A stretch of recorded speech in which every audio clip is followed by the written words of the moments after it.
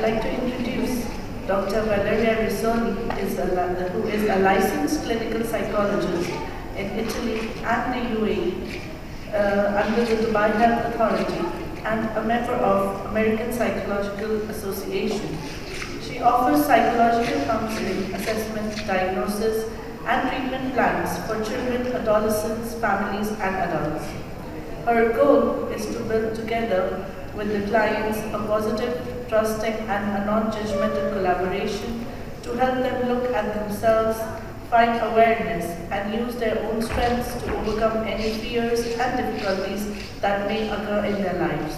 She has gained specialized experience offering psychological help to children and families for the Seychelles Children Foundation. She adopts a cognitive behavioral approach within a person-centered relational framework, and all intervention is tailored to each person based upon his or her individual traits and needs. Please, thank you so much. You know, I have this patient of mine, she's clearly on the spectrum, so I said to her that I was going to speak in a conference, and she told me, well, what is the time of your speech? And I thought it was in the afternoon. And she said to me, oh, well, doctor, remember two things. In the afternoon, no one will listen to you because they are all bored. Please put some picture, otherwise they fall asleep. And please try to not sound so Italian. Okay, that is not going to happen. But, you know, she was so blunt and so, you know, on the spectrum, but I appreciate it. How do I put it here? Sorry. Well, it was at the end. You can see I put some pictures. So, my focus is on delayed or misdiagnosis of high-functioning autism, because you know, today we talk a lot about people that have been diagnosed, all the help and the support that you can give to people on, you know, with a clear diagnosis and treatment plan. There are so many people that unfortunately cannot access to service, so you know, they do not get to a diagnosis until they are adult. Let's clarify something. I don't really want to bore you too much with data, but you know, when we talk about high functioning, we know that is a sort of controversial and misleading term, because many think that high functioning means to be, you know, a genius, to have a superior IQ, but sometimes superior IQ is not predictive necessarily of functional life. So when we use the word high functioning, quoted because it's not so correct, we refer to people that are independent and they are functional. So they have a functional life. And this is why those individuals are, you know, difficult to diagnose and identify on the spectrum sometimes. Okay, I will skip this, otherwise I will not have time, but we know that a better diagnosis before 3 years old usually can give an ideal treatment plan, and the prognosis is definitely better, as the colleague was saying before. The ratio of autism is 1 on 27 male and 1 on 116 females. So let's look at the percentages of when we use about the term high functioning. 44% of people diagnosed with autism have IQ average or above average.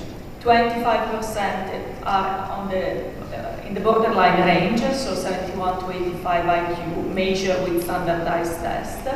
31% have intellectual disability. So when we use the term high functioning, approximately we have individuals that have average IQ, so they have a normal, allow me to use this term, typical life.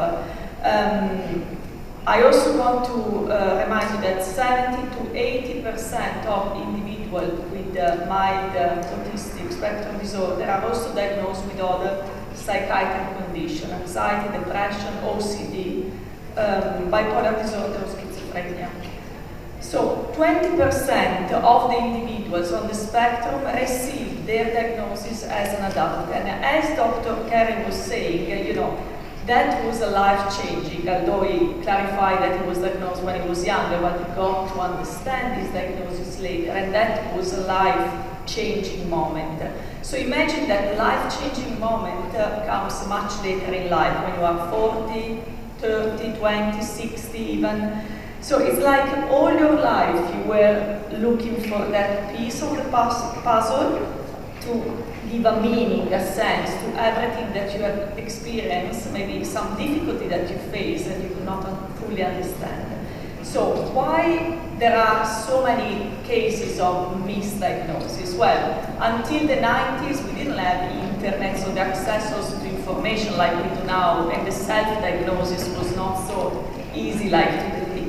So lack of awareness until the 90s, lack of professional assessment service, and we are not talking about third world country. Even in everywhere there are certain places where the professional service is not available. Hesitation of parents, so there is still a lot of reluctance in parents in consulting professionals, so they prefer to not have a label, as we were saying this morning, or they prefer not to have any answer. They prefer to wait in time to see if certain traits, fade with time. Misdiagnosis also because many times the individual are diagnosed with some other condition that are in comorbidity. For example, anxiety disorder, social anxiety, OCD. Another reason why we don't have sometimes certainty of the diagnosis is because, as you know, we don't have a standardized test, a blood test, or any test specific that can tell you, yes, you are autistic, no, you are not. In fact, the concept of spectrum, that in my opinion should apply to any condition, each individual is unique, is different. So sometimes when the autism is mild, the symptoms are mild, some professionals prefer to maybe not diagnose or to wait in time. What makes the high-functioning autism diagnosis so difficult is because, high-functioning people overall, they're okay. I mean, they're not odd. As professional, after 20 years of observing people, interacting with people, it's like after a few minutes I feel immediately when there is something odd in their behavior. I can see someone say, yes, it's like that. But of course, that diagnosis is not made on my sixth sense or my, feeling. But overall, if, for other people, non-professional people, might be difficult to identify those people with high-functioning autism. Especially in a female, it's very difficult because of the symptomatology. They tend to internalize symptoms, so they tend to be shy, anxious, depressed, lazy. This is how they are defined usually. While male, they have more externalized symptoms. That's why it's also so difficult, especially for female. So, how comes that they come for an assessment? So they are adult and they come. Usually they come because, exactly as you said, they go on the internet and they try to find an answer for some difficulty or some question that they have about themselves. Usually they come for other issues, severe OCD, social anxiety, depression. Sometimes they are encouraged by family or friends to get assessed. Many times they come with a partner to couple therapy, and this is very interesting. And we will, what I want to show you is also a few cases because I think it's more interactive and more interesting. And sometimes I conclude that one parent, and there is a genetic aspect and familiarity, one parent of a child that they bring for a diagnosis on the spectrum is on the spectrum himself. So when a couple come to therapy, usually one of the two complain, and I put the pronouns he, because rarely we have a man complaining about a woman not being very empathetic, very emotional, very dramatic, while we women tend to complain if your partner he doesn't understand him, doesn't want to talk about his emotion, he cannot engage in normal conversation, he never say I love you, never give me affection, yes, temper issue. So these are the main complaints usually that the wives come and report about the husband. He doesn't get me, he has no common sense, he has no friend of social life. So one case, and this is what I want to show you. So they come as a couple, both 40, high functioning both, because they have a high level of education, so clearly IQ is supposed to be not measured, but supposed to be in the average range. Both working, good upbringing, two kids. Wife requested couple counseling because there were some precipitating events that caused a lot of issue between the two of them. So I asked the wife, can you describe me your husband? And she would say, oh, he's rigid, obsessive with routine, has no friend, is inflexible with change of plan. He has a schedule for anything we do, he has no empathy, no interest in intimacy, very pragmatic, he's obsessive, he's too much. So I asked the husband, can you describe me your wife? And he would say, oh, she's a nice person, that's it. So can you tell me a little bit more? I said, well, she's a nice person, that's it. What else do you want to know? Ask me questions. So this is all, already you can see the difference in how they talk about each other. Well, basically the last precipitating event was that they were going on holiday, and he's usually packing for the whole family, but something happened, so he asked his wife to go and buy a specific type of socks, because that specific days he had to wear for that hiking trip that specific kind of socks. This is true, okay? Wife went and buy the socks, put in the bag. When they were on holiday, the socks were not exactly the type of socks that he wanted. Okay, so there was a huge explosion. Well, again, a diagnosis cannot be made only on this, but talking to both of them, gaining some information about upbringing, history, anamnesy, we concluded that he's on the spectrum there. So when a person instead come to, spontaneously to a psychologist, is because they usually complain about difficulty to understand and relate to others. They have difficulty with personal interaction. They often have social anxiety or generalized anxiety disorder. They prefer to be alone. They want to socialize. They want to be in a relationship, but they struggle. They don't know how to respond to that personal interaction. They have poor emotional awareness, poor insight. They are very rigid in the way they think. Now, these are mainly symptoms, but not necessarily every person meets all these symptoms, but generally they complain about this. And usually they complain that since childhood, they never understood why or how to overcome these challenges. So exactly that piece of the puzzle that would complete that picture that is missing. So another case, 20 years old student. He came to me because he was very angry, very anxious. So I put specific details because they are really specific. So he came to me and said, well, I have many issues with my friends. I had difficulty with friendship since I was a kid. So 1 year ago, 2 years ago, I became friends with this guy at university. We go to the same class. Once a week, usually Thursday, we go and eat together and we go out together. So 1 year ago, on the 23rd of February, they were having lunch at university. He was having chicken nuggets because of that day. He always had chicken nuggets since he was 7 years old. And he was drinking a Coke Zero, not a Diet Coke, a Coke Zero. And he would tell me these details while he tells me the story. His friends told him that he was one of his best friends. 1 year later, they have to go out one evening, and his friend told him, "Oh well, sorry, I'm busy. I cannot tonight." So my patient had a huge meltdown. What I've noticed in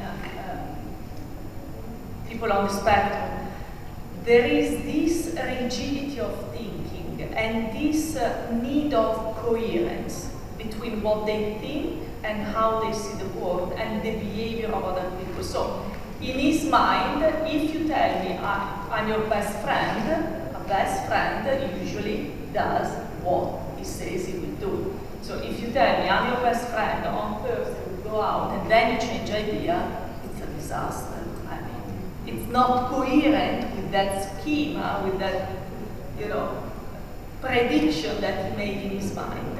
I asked him to complete a few screening, but I could sense immediately that there was something odd, as I said before. But I asked him if he wanted maybe to have his mother or one of his parents come to a session with me, and definitely he met all the criteria of autistic spectrum disorder. I asked the mother the reason why they never consult a psychologist, and she told me, well, he was good at school, he never had any problem with friends, the teacher never complained. Yes, he didn't have many friends, but he had at least one friend, so where is the problem? Female with autism, high functioning, it is very, very difficult to identify. As Dr. Kerry was saying, sometimes you are unable to diagnose them because they are overall okay. And so you might wonder, so why do you need a diagnosis? Because it's not necessarily how okay they look and they seem from the outside, but it's how not okay they feel about themselves, despite the normal, allow me this term, typical appearance. They have more internalized symptoms, so they feel anxious, depressed, introverted personality, and they are shy. They usually fit in, so they are shy, but they are not so odd. They internalize all these symptoms, they hide their feeling, they are reserved, so they cope better with social situations. Here, my encouraging patient, okay, she came to me because of social anxiety. So she's unable to go out, especially in a small social group. She cannot cope with, wait, I just want to go here first. She cannot cope with small group personal interaction because she said, well, I struggle to read the emotion in the other person. I don't know how to act, especially if someone tells me about her feelings, if there is an argument. I really struggle to help these people. Yet, she will love, she is a founder of a non-profit organization to help women in Pakistan. So she loves instead to speak in front of people because she knows very well how to help people, but in a very practical, professional way. She said, I don't go there thinking that people will have a personal opinion about me. And even if they have, it's okay. I'm not interacting personally. I feel instead that I'm interacting personally with you because I look at you, I see someone notice, I see someone bored, I see someone, interested. So there is a personal interaction, but she said, no, it's just practical. I go, I share my knowledge, I'm not pretentiously teaching anything, and my goal is to help people. So all very practical and pragmatic. I asked more about her family. She has indeed one brother, 23 years old, diagnosed with severe autism, communication delay, and intellectual difficulties. Also, her father has been described as very cold, very emotionally detached, obsessed with the routine, very rigid, very controlling, and he has always been medicated for OCD. That suggests that there are some traits in the family. And she was responding to my question in a very blunt, she came across almost as rude. So, what are the signs of undiagnosed patients that we observe? They avoid eye contact. They usually are obsessive on certain details. So I have this patient who come to me, doctor, we started at 4:02. We were supposed to start at 4. We started 2 minutes later. So considering the fee that I pay, I should deduct this amount of. Okay, I said, don't worry, I will give you 2 extra minutes. Okay, so they are very, very obsessive about details. And they will tell you, bluntly, they will tell you, oh, you are late, I don't like this. And somehow I appreciate, they might come across exactly as blunt, very honest. They have difficulty to read non-verbal behavior because, for example, if they are late, if I interact with you and someone look at the time, I immediately know, oh, well, if she look at the time, I immediately know that I'm late. I will look at my watch, but they will not react because maybe they are not even looking at me, they are looking at the wall while they speak to me. And they often have monotone speaking mode, so they have difficulty with vocal and emotional inflection. The most common misdiagnosed condition, so usually patients are diagnosed with one of these conditions instead of autism. ADHD, we know that there are many overlapping symptoms, very similar symptoms, like hyperactivity, maybe attention deficit itself, or sensory issue.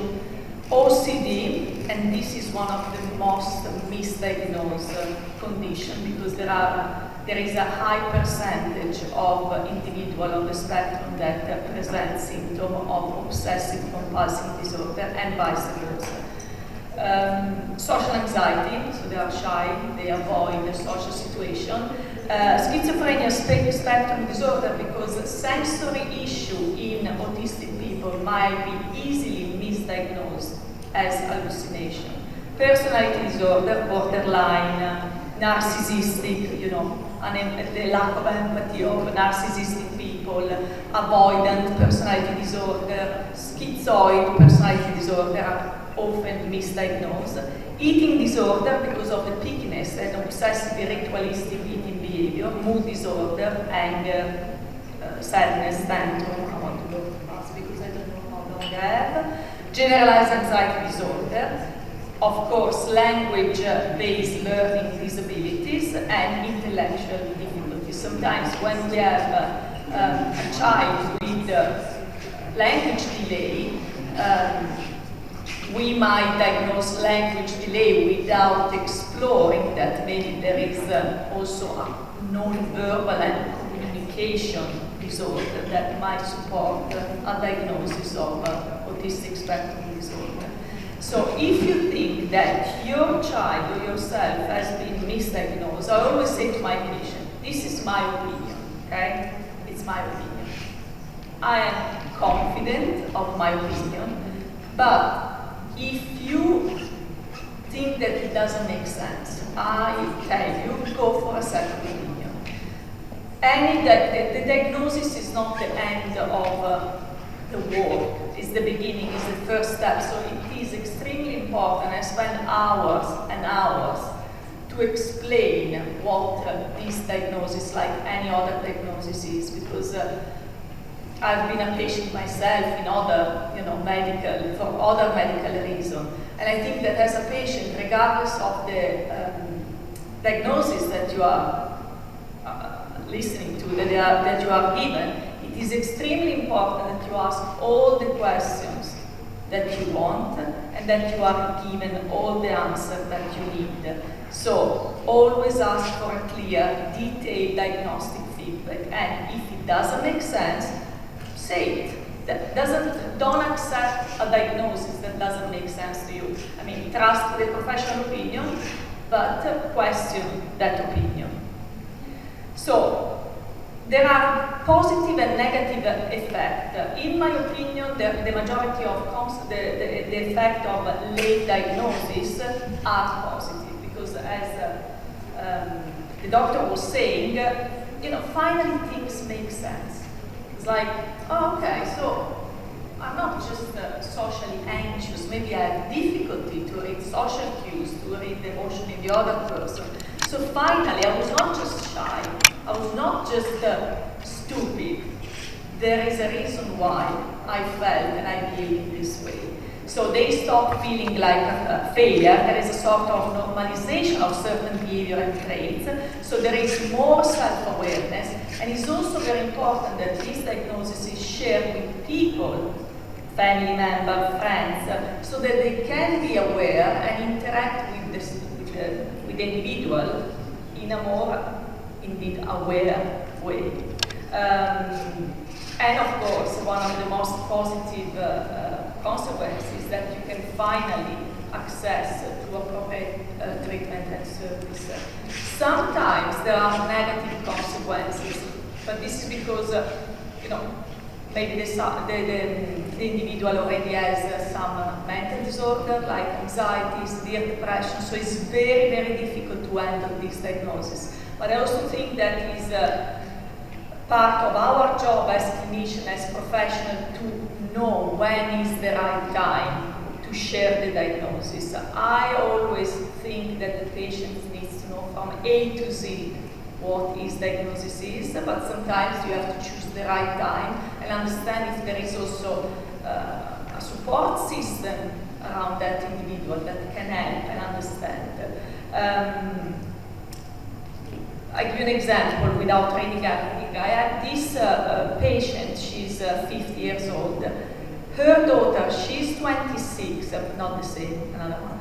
She's 26, and when she was 14, she was diagnosed with, later, she abandoned school, so she didn't go to school anymore because she struggled with social anxiety. Parents didn't know what to do, teacher didn't understand what to do, high-functioning autism.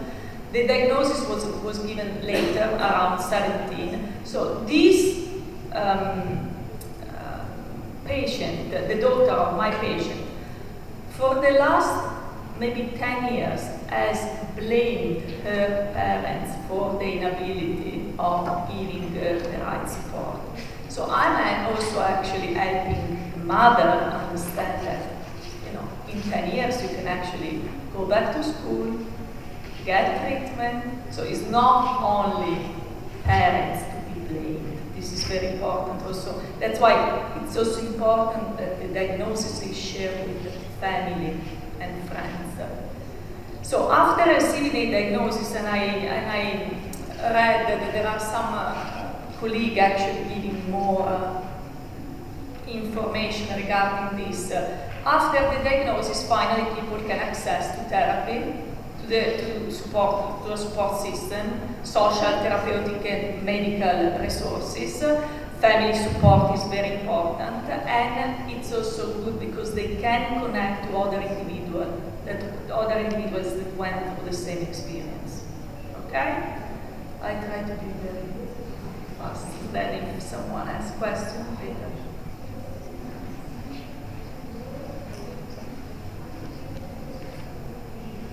Yeah, okay. That's it. And if you want to connect, these are my details. Okay, thank you. Thank you so much. Thank you.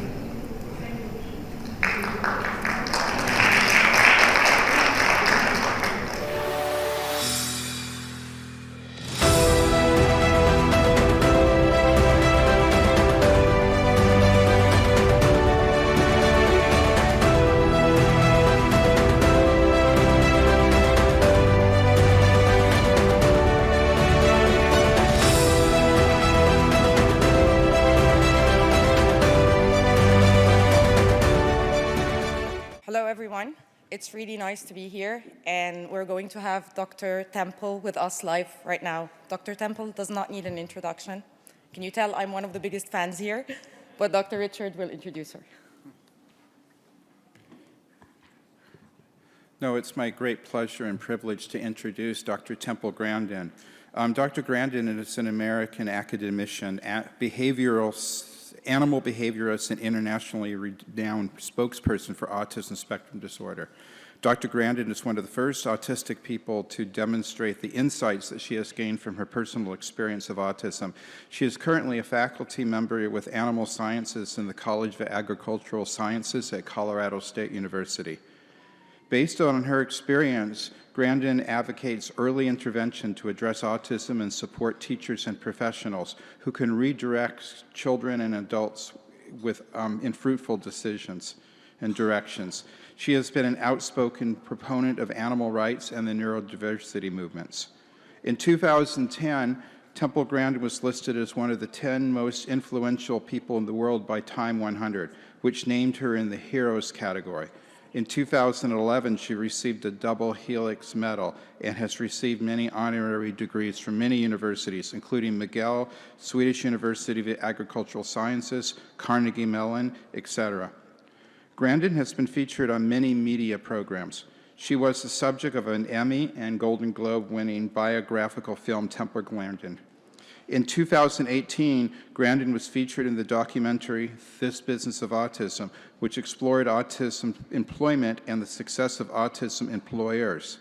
She has been written up in Time, People magazine, Discover, Forbes, and the New York Times. She is best known for designing the Hug Machine, which is a deep-pressure gadget planned to calm extremely sensitive people, which are ordinary people with autism. And I know her personally, working with her as a colleague to sequence her entire genome, to read the chromosomes from end to end and make sense of that as to how they caused her condition and how they continue to influence her life. And I'll never forget working with her to do that. And if you're interested in what we found out, come to my lecture tomorrow at 11 something. So introduce Dr. Grandin. Well, it's good to be here. And also a lot of emphasis on skills like getting dressed, combing your hair, brushing your teeth, eating with utensils. Well, one little tip with these kids, you have to give them time to respond. They're like a phone that's only got one bar of service. And slow down when you talk to them. And when the grown-ups talked fast, it went to gibberish. Can you put the next slide up, please? Now, the thing about autism is it goes all the way from Einstein, who had no speech until age 3, to somebody who has much more severe autism when they become nonverbal. But some of the ones that are nonverbal can learn to type independently. But a brain can be more social emotional, or a brain can be more interested in what they do. And having an interesting career has been very important to me. I'm really happy that I'm a professor. I've got graduate students and I've done a lot of research in animal behavior. I have 3 graduate students that have become university professors. I'm very, very happy about that. So a brain can be more social emotional, or a brain can be more interested sort of in what they do. This is why I think it's important to get kids out doing interesting things. Some of these kids that get addicted to video games, one of the ways to get them off the video games is have them fix motorcycles, have them fix cars. It's the one thing that's worked. They find out that maybe fixing those motorcycles is much more interesting than the video games. And that's something that can turn into a career. And it's a skill that other people want. Let's go to the next slide. Shows a picture of Thomas Edison. He would probably be autistic today. He dropped out of school. Now, fortunately, he had a mentor. And he had a mentor that taught him how to use the telegraph. It's really important for students to get exposed to things. I was not originally in the cattle industry. I got exposed to it as a teenager. And I had very good teachers and mentors, starting with my mother when I was very young. She was always pushing me to do new things. She encouraged my ability in art. I had a wonderful primary school teacher. I had a wonderful science teacher who got me interested in studying with all kinds of interesting projects to do. Good teachers are so important. Let's go to the next slide. There's Einstein. He would probably be in an autism program today. Let's go to the next slide. Put the next slide up, please. Now, I'm a kind of a NASA fan.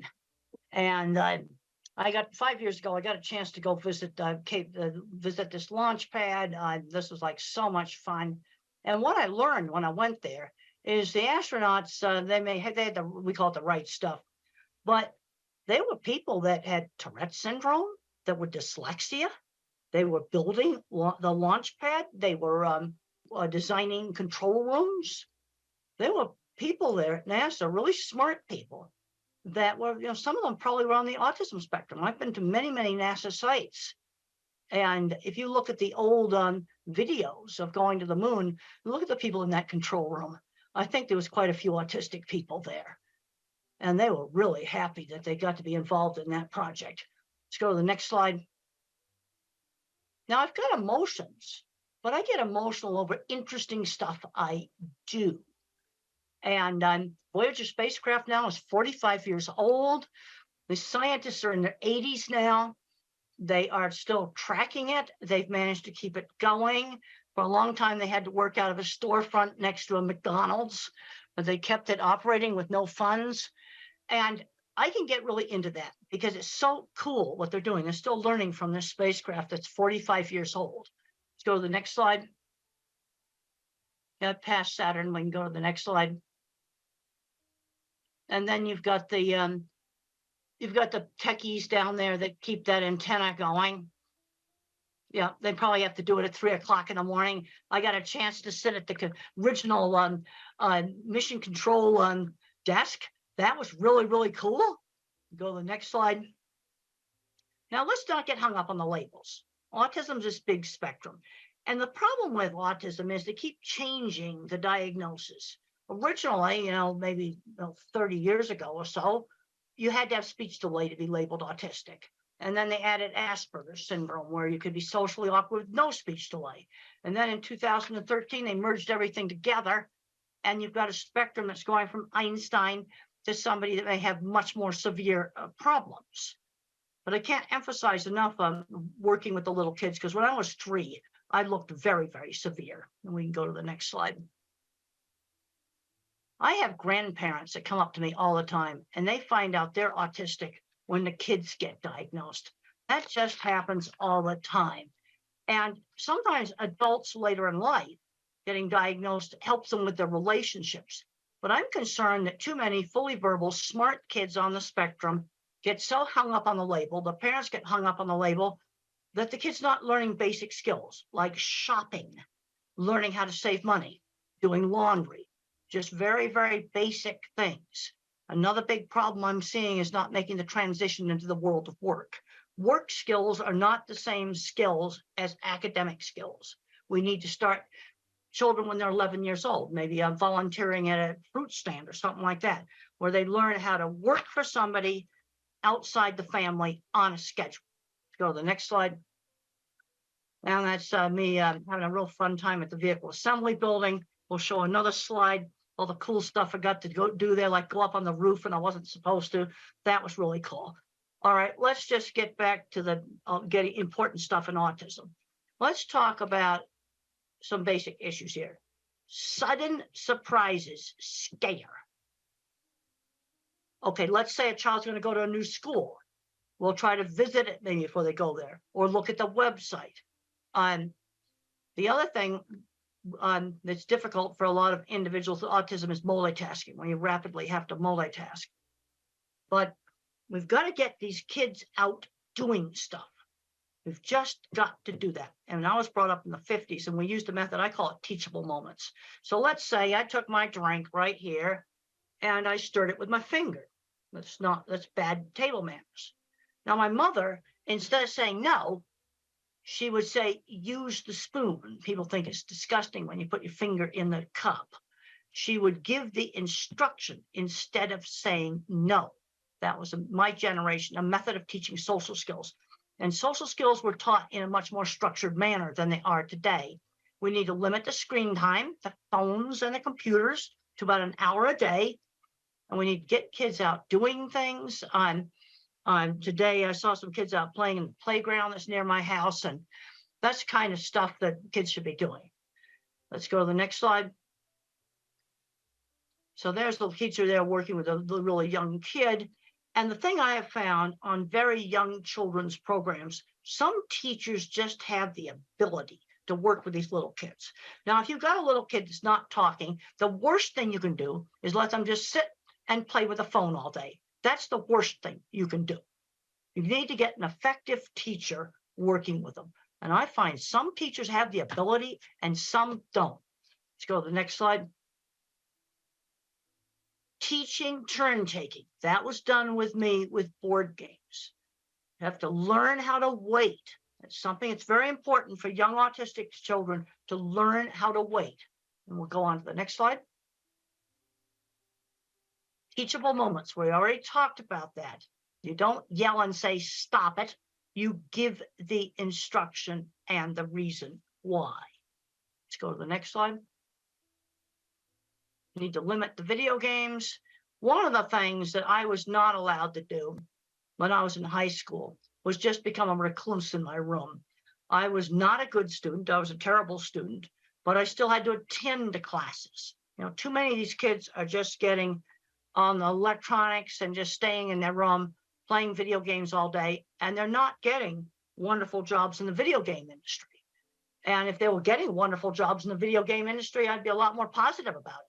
But some young adults, again, addicted to video games, the one thing that was successful in getting them off of it was working on motors and engines. And they found out that they were more interesting than the video games. Let's go to the next slide. Now, my mother would always stretch me to do new things, but she always gave me a choice. You know, we could go to this store or that store, or you could do this activity or some other activity. Always giving choices. You can do your homework when you get home from school, or you can do your homework after dinner. Giving some choices. And one of the things that helped me, being raised in the 50s, is we had sit-down dinners. And, you know, my sister and my parents would take turns telling about their day. Unfortunately, in some families, that's not happening. And this was part of getting me to be a lot more social. And you can learn business social. Another thing that was done in my family is when we were 7 or 8 years old, and it was done with most of the families of my generation, is when I was a little kid, I had to dress up in my good clothes when the parents had a party, and I had to serve the snacks. I had to shake hands with them, learn how to talk to them. Really, really good social training. Let's go to the next slide. Let's talk about sensory issues. Sensory issues are really real. And loud sounds like a school bell or a hair dryer or maybe a vacuum cleaner would hurt my ears. Now, one of the ways to help a child to tolerate these sounds is to let the child play with the vacuum cleaner, where they turn it on. They turn the hair dryer on. And when the child turns the dreaded noisy thing on, they often get to where they can tolerate it better because they are controlling it. Now, there's some kids wearing headphones all the time. And the problem is, if you wear headphones all the time, and that's on the next slide, the sound sensitivity may get worse. So what you want to do is have them with you. You can have them in your backpack. So they're with you. They give you control. You've got them with you. But then you try not to wear them. Because I've heard stories where they were wearing headphones all the time and the child got so sensitive, he couldn't tolerate quiet conversation at the dining room table. But sensory problems really are real. Sensory integration methods can be helpful. There's a paper you can look up online that's called Environmental Enrichment is an Effective Treatment for Autism. And it's a method where you stimulate 2 senses at the same time. Maybe touch a warm coffee cup and then smell some aromatherapy. So you're stimulating 2 senses at the same time. And the title of the paper is Environmental Enrichment, an Effective Treatment for Autism. Now, let's say we have a nonverbal older child or adult and problems with maybe destructive behavior or hitting. The first thing with somebody who cannot speak is give them a way to communicate. Not being able to communicate is totally frustrating.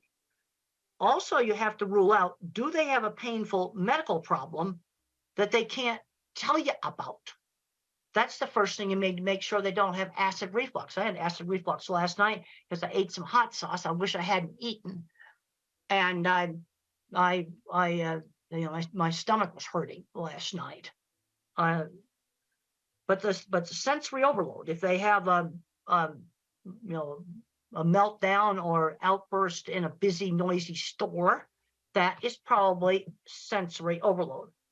But we've also got to give them a way to communicate. That is just super, super important. There's a next slide just shows that sensory symptoms are part of the neurobiology of autism. Now, when I was a little kid, they tested me for two things, deafness and epilepsy. Now, I could pass the deafness test, but the problem is my ability to hear auditory details impaired. Like if the grown-ups talk fast, it was when adults talked fast, it's like, that's what it sounded like, because I didn't hear the hard consonant sounds. Like if someone said the word cat and they said it fast, I would hear ah.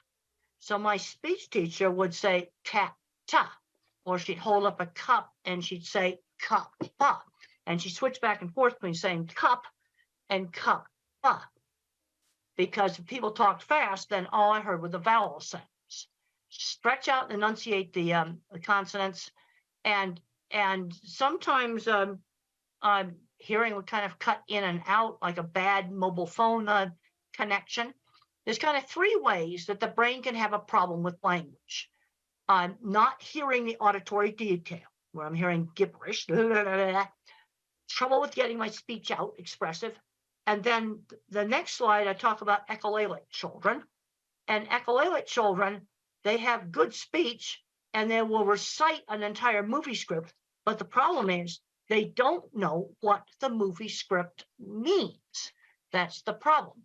So in Life Animated, what these parents did is this child had memorized Disney movie, and they picked out phrases in the movie that could be used in real life.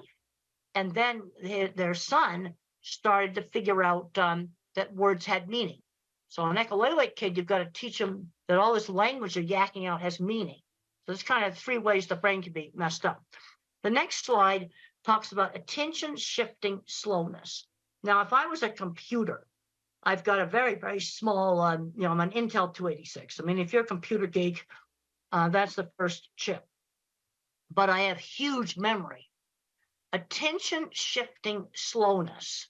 This is why you have to give the child time to respond.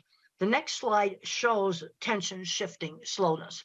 It's an old Ami Klin slide, and look at how the normal person's looking at the eyes. But the other more important thing in this slide is look at how many times the normal person looked back and forth compared to the autistic person who's trying to lip read. Attention shifting slowness. All right, now let's look at things where this could cause a problem at work. I want to see these kids get employed, and I want to avoid the jobs such as rapid multitasking at a McDonald's takeout window. That would be a very bad job. Another problem is I don't have any working memory. So if let's say I have to shut down the cash register at night at a store, and then maybe 5 or 6 steps, I need to write them down. I need to write the steps down like a pilot's checklist. Long yakety-yak strings of verbal information do not work with me. Let me make a pilot's checklist. Okay, and if you don't want to disclose autism, just say to your employer, pilots need a checklist. I need one too. And for pilots, it's mandatory. In every country in the world, pilots have to use checklists. Now, I'm talking about giving the child time to respond. When I was 5 years old in school, we had a little assignment where we had to name the pictures that began with B as in beautiful. So I called the suitcase a bag, and the teacher marked it wrong. And she didn't give me time to explain that in our house, they weren't suitcases, they were bags. And that was very, very frustrating for me. In the next slide, we're going to be talking about some visual problems. I don't have visual processing problems, but some individuals do. And vision might break up similar to a migraine headache. Or this next slide that shows an image that's breaking up. seeing probably wouldn't be a primary sense if that's the way things look like. And this may explain why a number of people that do not speak touch and smell things, because those senses provide accurate information. And we'll go on to the next slide that shows an escalator. Now, in your brain, you have the eyes that work like a camera, but then in the back of the brain, there's circuits that assemble the graphics file for shape, color, motion, and texture. And if there's something wrong with those circuits, print may jiggle on the page when you try to read. These kids are often terrified of escalators because they can't tell how to get on and off of it. So you have a child that hates an escalator. The chances are he has a visual processing problem. And the eye exam may be more or less normal. And if you have a child that can't read, the next slide shows print jiggling on the paper. Try different pale colored papers. Now, this is my children's project book right here. Well, you see the light blue paper color right there. Try printing on the homework and the reading materials on maybe light tan paper, light gray paper, all these different colored papers. That sometimes really works for some types of dyslexia. Just try different colored paper, try different colored backgrounds on your computer, on your laptop, or on the iPad. The next slide, I talk about lighting issues. And one of the big ones now is LED lights that flicker. And one of the ways that you can determine if LED lights are bad is take pictures of them in slow motion. So you want to wave like this, because when you play it back, you want to make sure it's playing back in slow motion. And you're going to find some flat screen TVs that flicker. Now, tablets do not flicker. Most laptops do not flicker. But there's going to be some flat screen TV computer monitors that are bad. And this does not affect all people with autism. But I'm going to say about 10 or 20% may have a problem with seeing flicker of LED lights or on TVs and computer monitors. So what do you do if you have that problem? You go buy a lamp and you find an LED light that does not flicker and you put it next to the desk. And you can buy cheap ones that don't flicker. But this is something that's a real problem. And when I get asked about designing a school or a home for people with autism, I want to make sure we have LED lights that do not flicker. I just learned from a technical specialist that if a TV flickers, it has to do with the internet connection. But this kind of stuff needs to be fixed, and you can just test it with slow motion video. The next slide just talks about some more severe sensory issues. In noisy environments, I am not able to hear because of all the background noise. Cannot hear. And I also cannot follow very rapid chit-chat conversations where people get very social, chit-chatting back and forth very rapidly. I get bored with that. And there's questions coming up about masking. Some of that stuff's just too hard for me to do. But you can always do some business social. Shake hands with people. There are some individuals that need breaks. But sensory problems are real. Let's go on to the next slide. The next slide talks about this environmental enrichment program, where you use inexpensive, cheap things to stimulate two senses at the same time. You're always changing the things that you stimulate, and it's an adjunct or an add-on to other types of therapy. Now, the next slide shows some really wonderful books for that have been written by non-speaking autistics. Now, I really like How Can I Talk My Lips Don't Move by Tito. I had a chance to meet Tito, and he came into a library, and he was flapping and everything. And I wanted to see, I tested him with a really, really strange picture that he had never seen before, and it had an astronaut in a spacesuit riding a horse out in the desert. And I showed that to Tito, and he types really fast, Apollo 11 on a horse. Another good book's Carly Fleischman's, Arthur Fleischman's Carly's Voice. Then you got The Reason I Jump, the sequel to The Reason I Jump. I like the sequel. It's a better book.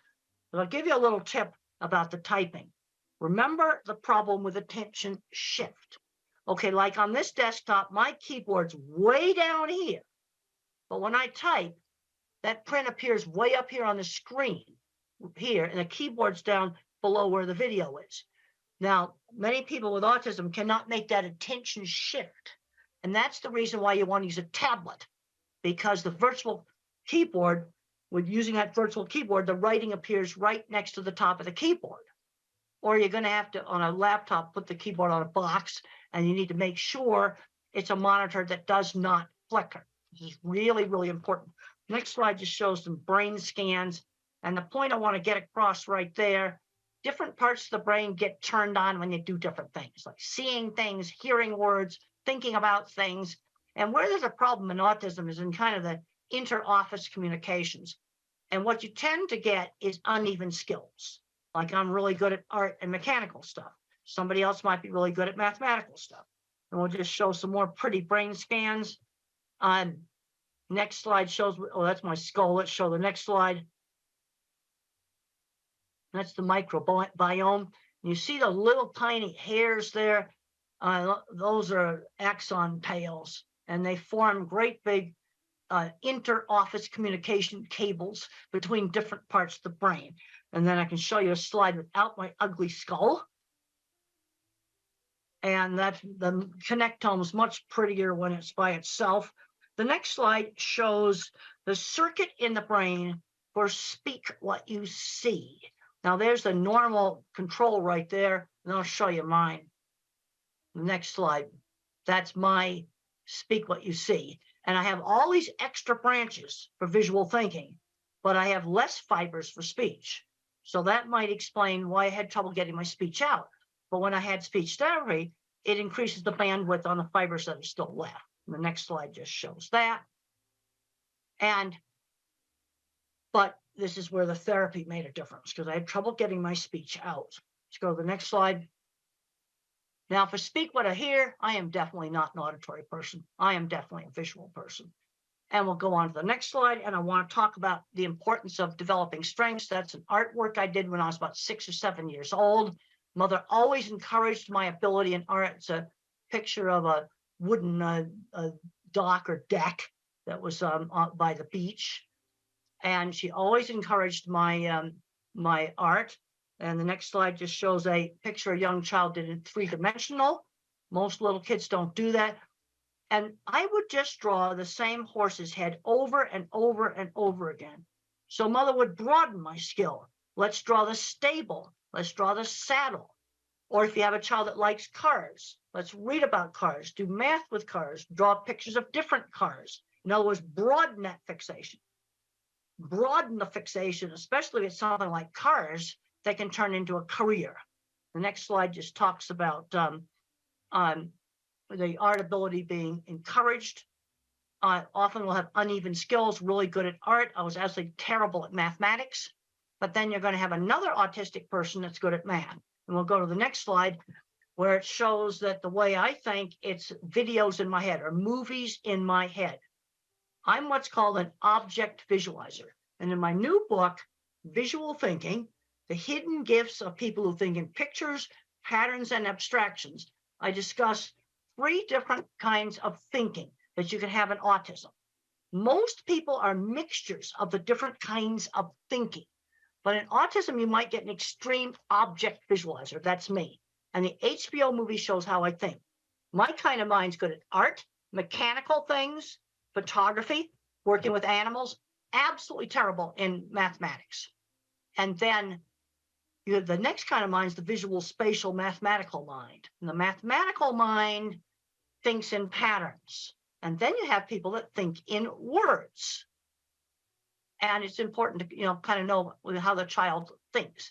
That just shows eclipse shadows on where the eclipse, the trees made little tiny eclipses like a pinhole camera. That happened on our campus. I noticed detail. I watched a whole bunch of students just walk over that. They just didn't notice it. But I noticed visual detail. The next slide shows 2 things that can bother cattle, like seeing a car through the fence, seeing a piece of red string, seeing a bottle there that might move. little things that people don't notice. Also, in autism, there is a better, there's some better ability to pitch discrimination. There's been a lot of research that shows that these sensory things really, really are real. And the next slide shows one of my cattle handling facilities. And how did I sell my work? One of the things I did to sell my work was to show off pictures of things I had designed. And one thing I really liked in the HBO movie is that it showed my actual projects. It also shows how I think in pictures. It's very, very accurate on that. And I can say that the geek side of me really liked that. The next slide shows a recreation of one of my projects in the HBO movie. I thought that was just so cool. I really, really liked that. The next slide shows starting on my very first project. Now, I had some good mentors in the construction industry. On my first project, the Swift plant in 1974, I criticized some welding and I said it looked like a bird had poo-pooed on it. And that was pretty rude. And the plant engineer pulled me into his office in private and said I had to apologize for that rude kind of talk. He told me what I should do. And then another person that helped me was a small contractor, steel and concrete work contractor, who had seen my drawings and seeked me out. And for 10 years, we built projects together. And so those are on a construction site, some of my early projects. And some of the most fun stuff I ever did was working in construction. And I worked with a lot of people that were probably dyslexic, ADHD, or autistic. Some of these people owned big companies where they made mechanical equipment. They had lots of patents.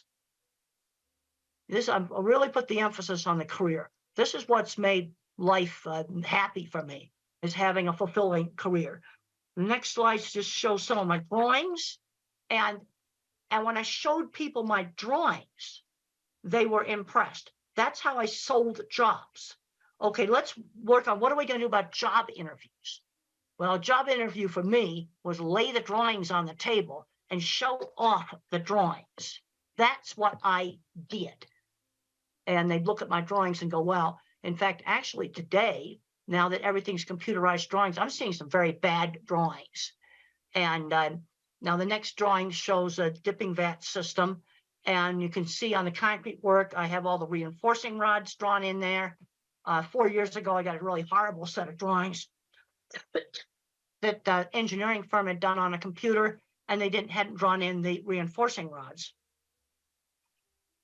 I marked them all in pencil, and I said, you go back to that engineering firm and get it done right. This is a piece of equipment I developed for the meat industry called the center track restrainer system.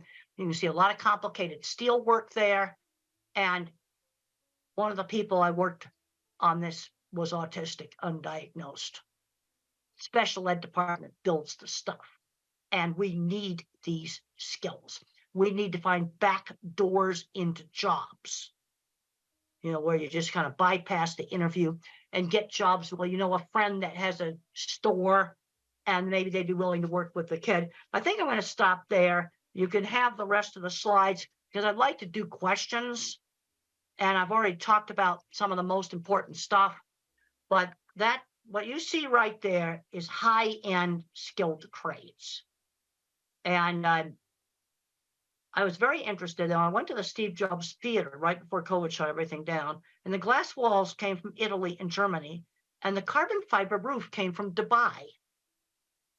That's very, very high-end skilled trades. That's something to be proud of. All right, let's get some questions going right now. Hope I'm going to get some questions. Hello? Hello? Yes, let's get some questions. Yeah, just a second.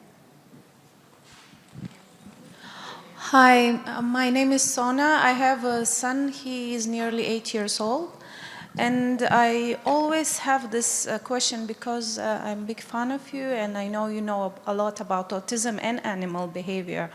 So I wanted to ask, what's the connection between visual sensory preference as my cats and my son, they both like similar toys and they have similar visual preference. Is there Now, any link? Does your son speak? He is speaking, but he is not like having any big vocabulary, so he has very short vocabulary and has sensory issues. Does he have a decent way to communicate? Even something out like one of these computerized things that will speak, or a picture board or something for him to communicate with? No, we never use like visual pictures like PECs. We never use those. So we encouraging him to use more spontaneous speech and you know, the speech therapist, the ABA therapist, all of them, what they recommend, we follow that. Well, if he can learn to speak, then you don't need to use PECs. But Yeah. if you have a child that has like 3-word vocabulary, and he's 8 years old, we need to give him another way to communicate more easily. And that, I can remember the frustration when I couldn't communicate, and I remember that, I showed you that picture of the bicycle in the suitcase, and it was so frustrating when the teacher didn't give me time to explain that in our house suitcases were bags, and I didn't understand the concept of the letter B, the sound of the letter B. But there's a point where they need to get a better way to communicate. Yeah, some kids can use sign language. Some kids there's various programs you can get for tablets. Yeah, the thing is, he started talking just before he gets 6, so it's really delayed. So that's why. But is he starting to talk? Are you getting more and more language? Yes, and more clarity. Like it takes time, like it's a step by step, but we had him from severe autism. Now he is in between low and moderate autism.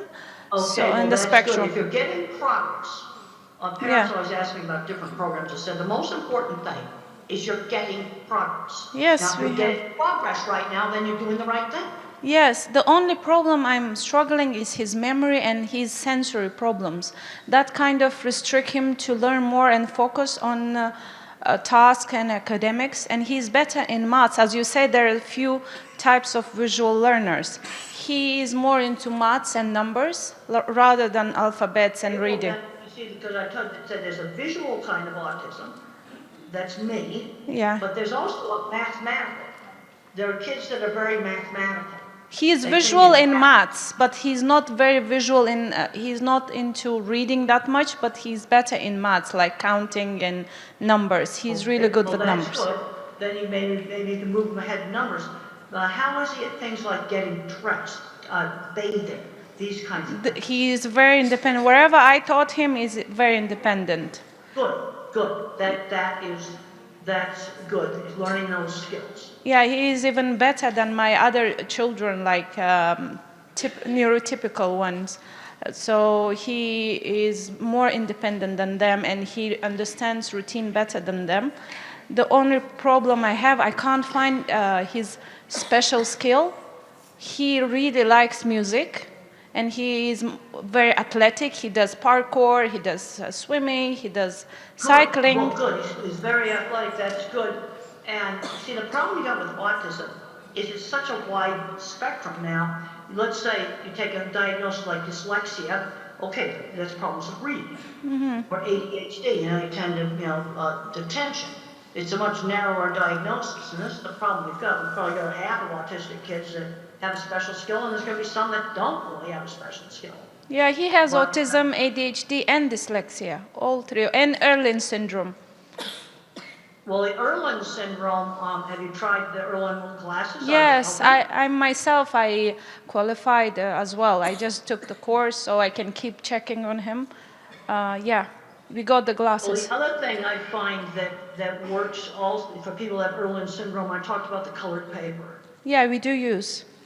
So you're doing Yeah, that, we do use. All of his notebooks are turquoise. Well, like I've got a tan shirt on right now, and that would be one of the colors, the light tan like this shirt. Some people like that, and then other people, they like this light blue that's on my children's project book. Yeah. That light blue, that's the thing for him. Light blue, Calms like him. my tie. Yes, You it see, calms it him. needs to be the pale colors. Yeah. Not dark blue, light blue. Yeah, I changed Light those, but black. he still have visual sensory problems. So is And there what any about, connection? Now, what about sound sensitivity? Sound sensitivity he has, but I kind of always give him that opportunity. Like you said, he's in charge of hair dryer. Okay. He's in charge of hand dryer. You know, when we go to cinema, Yes. at the beginning he was very hesitated, but then he got used to. Now he is properly sitting like other children. So I kind of make him to be prone to that, and he's used Well, to it. that's good that you see it, and making him, see when the child turns the hairdryer on and off, or the vacuum on and off, where they control it, Yes. that to desensitize some of that.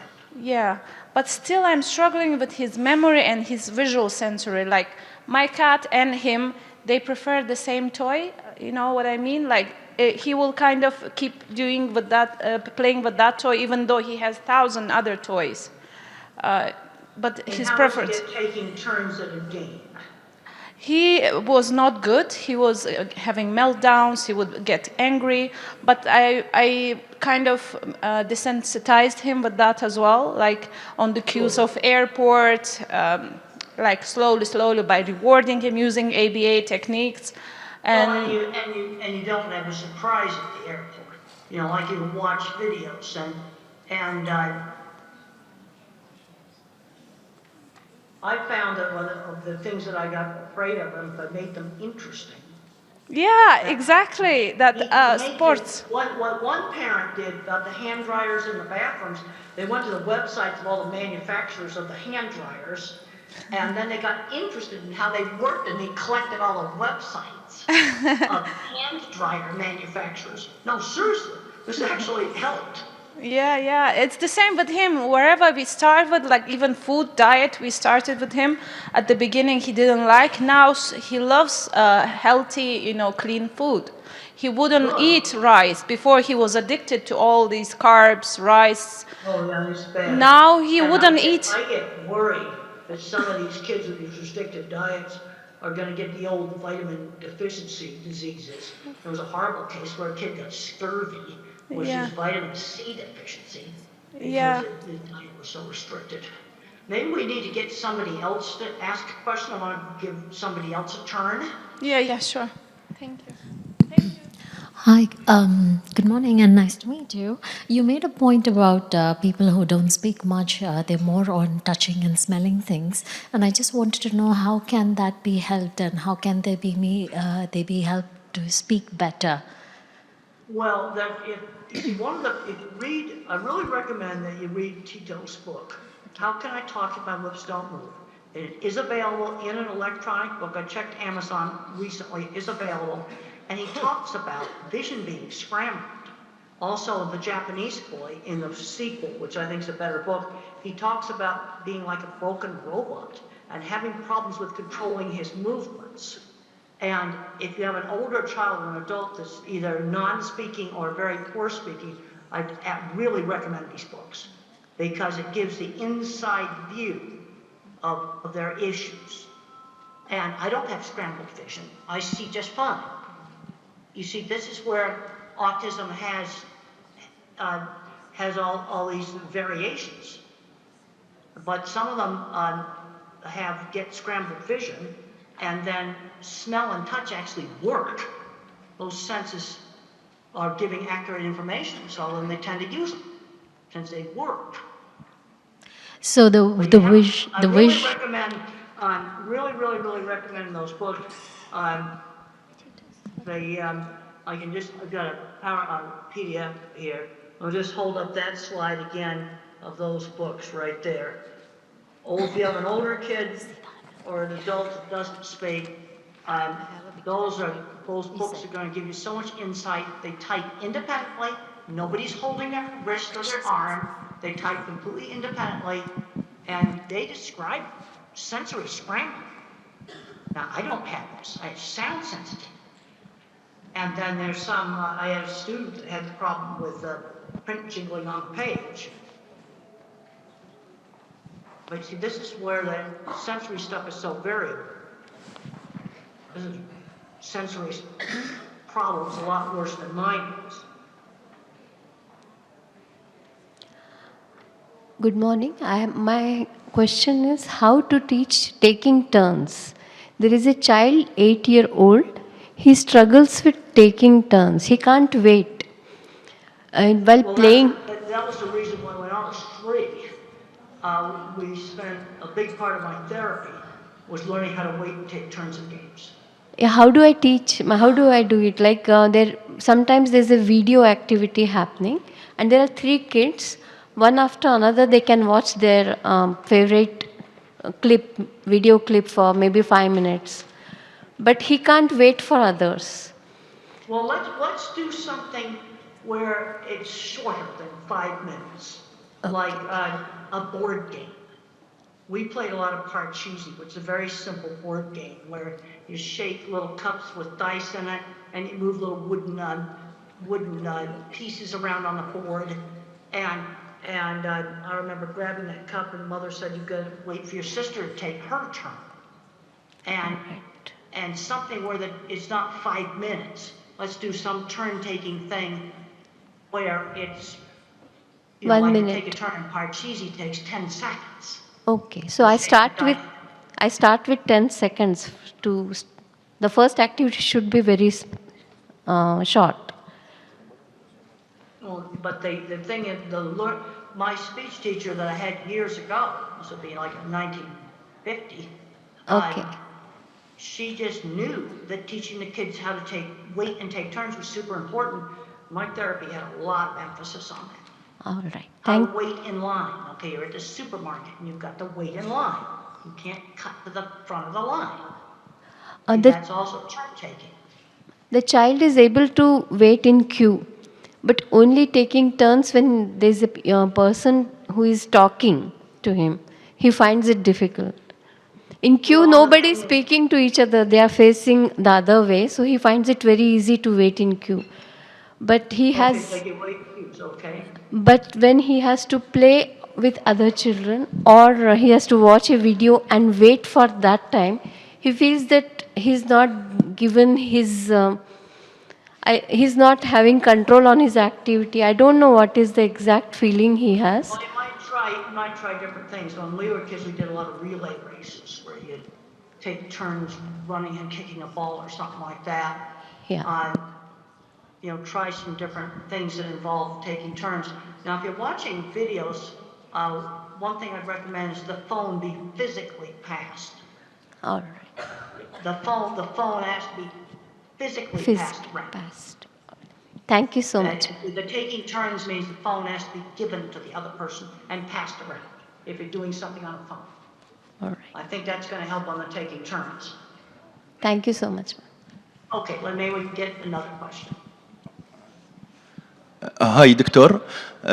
Nice to meet you today. In the last 5 years, we're hearing somebody tell autism causes by TV. I want today listen in your opinion. Caused by what? I didn't hear you. TV. Television. TV. Autism is caused by television? Yeah, so somebody tell that. No, autism not caused by television. But if you let a child spend 10 hours a day watching television, that's bad. And it'll probably make the autism worse. We need to be getting them out and doing things. No, but television does not cause autism. Thank you. Nice to meet you. I'm Eleonora. I want to ask you, what do you think about the connection between language and motor coordination? Is it important to improve motor coordination in autistic children, to improve also language? What do you think? Well, there's some really interesting things that's happening with horseback riding. And I've had parents tell me that their kid did their first words on a horse. Now there's three things that happen on a horse. First of all, riding horses is really fun. Yeah. But the other thing is you have to balance and there's rhythm. You're doing balancing and rhythm at the same time. Now, occupational therapists and sensory integration might get you on a swing and do some of the same thing. But when you stimulate the vestibular system with balance and rhythm, that can be real helpful. Another simple thing that might work is you nail a board to the floor, and then you have the person walk, what I call walk the tightrope like this, along a board that's nailed to the floor. I mean, it's only like that far above the floor. But you do these activities that stimulate the cerebellum. Yeah. Things like swinging. There's a paper I worked on years ago with Lorna King, and the child, they had him on a swing and they were working on speech. And there's some good things with the motor and speech. And the thing that's not known is which kids respond to this. You see, this is the problem with any of these sensory things. You know, it works on one kid and another kid it doesn't work. Okay, I worked on my squeeze machine. Some kids respond to deep pressure, other kids don't. This is where the sensory problems are real variable. But some individuals, they do swinging, balancing, rhythmic activities. That can help on speech for some individuals. Okay. We can use also music, for example, Yeah. rhythm. And That is very music can be important. helpful. The other thing is there are some individuals that can sing words before they speak them. Yeah. Singing is on different brain circuits. So they could sing the words rather than speak them. And Sometimes that works. Thank you. Thank you. Thank you, Dr. Grandin, for wonderfully sharing your insights as an autistic person. One thing that has caught my eye is that your parent, your mother, played a very key role in Absolutely. And then another book you might find helpful, I got a book called The Way I See It that's I got a lot of little short articles in it. It's available on Amazon. That might be helpful. Thank you.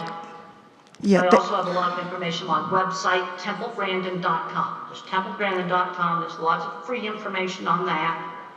Thank you. So I'm a mother of triplet boys with autism. They are 11 years old, all different. They are all on a different spectrum. And one is still nonverbal.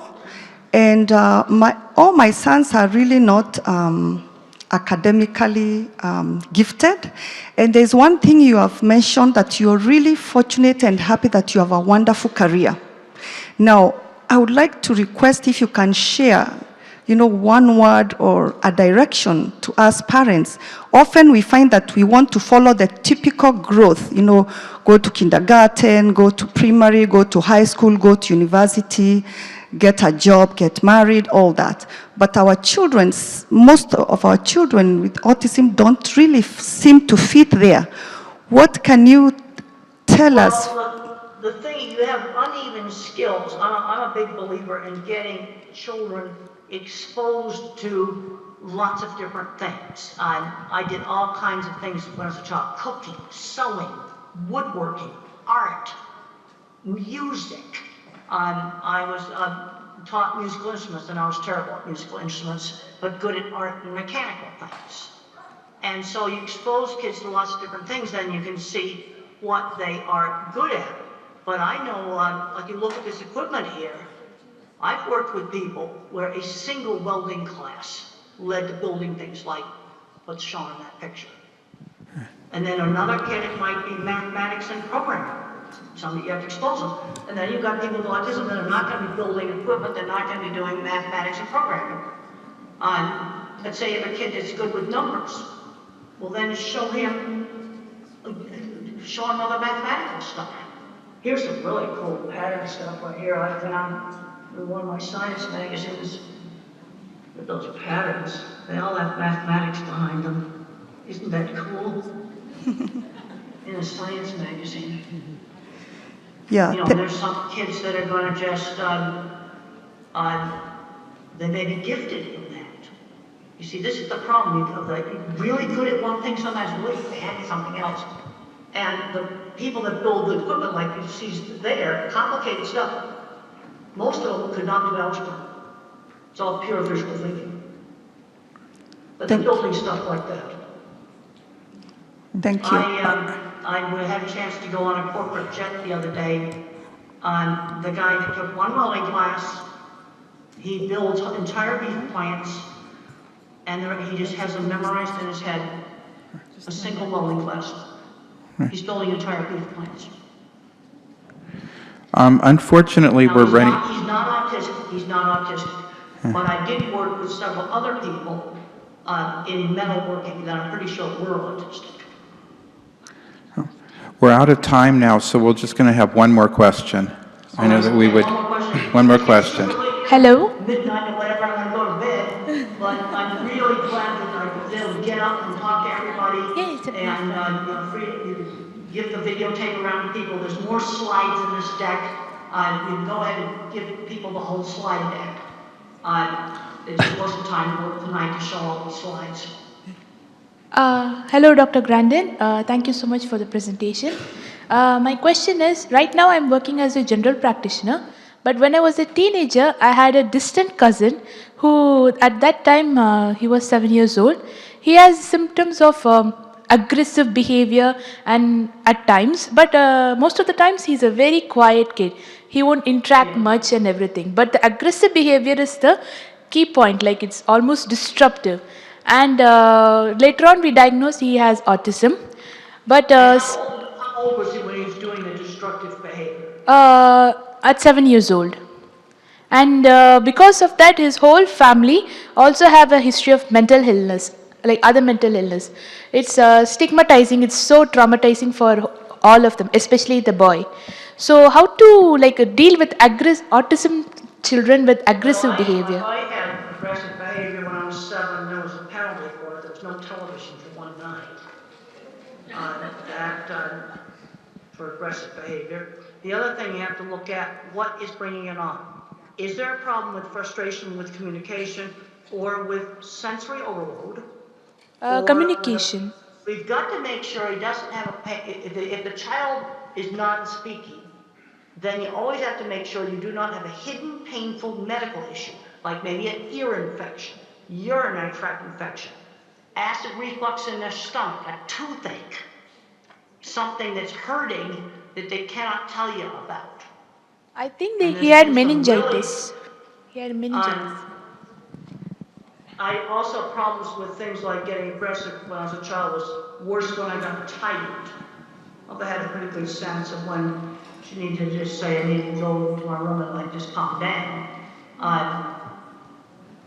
But when I was 7, I was fully verbal and there were consequences for aggressive behavior. No TV for one night. And then I threw a big tantrum. Mother would put me in my room and let me calm down for half an hour. And then she'd say, well, you know the rule. You join the family now. But there'll be no television tonight. And I understood consequences, but I think there's some individuals where they may not make the connection between the tantrum they had at school and no television that night. See, this is the problem you've got with autism. You've got such a big range. Okay, I think that that was. And then you've got the autistic. You see, the people that I worked with that had the metalworking shop and all the patents, designing equipment, they would have been more than Asperger type. There would have been no speech delay. You see, this is where that Asperger type with no speech delay now has been merged in with the autism with speech delay. I had speech delay, so I was definitely not the Asperger type. And the people that I worked with professionally in metalworking would have been the Asperger type. But they had social issues. I'll never forget one of the jobs, I had to drag the guy out of the shop because before he got the plant engineer.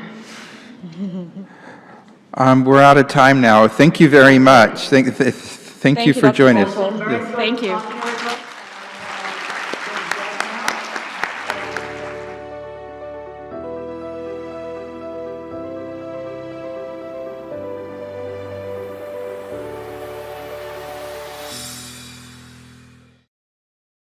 And it's my honor to introduce Dr. Alok Sharma. Dr. Alok Sharma is the professor and head of the Department of Neurosurgery at LTM Medical College and Hospital in Mumbai, India. He is also the director of Neurogen Brain and Spine Institute and KLS Institute of Anti-Aging, both in Navi, Mumbai. He is the president of the Stem Cell Society in India and vice president of the International Association of Neurorestoratology.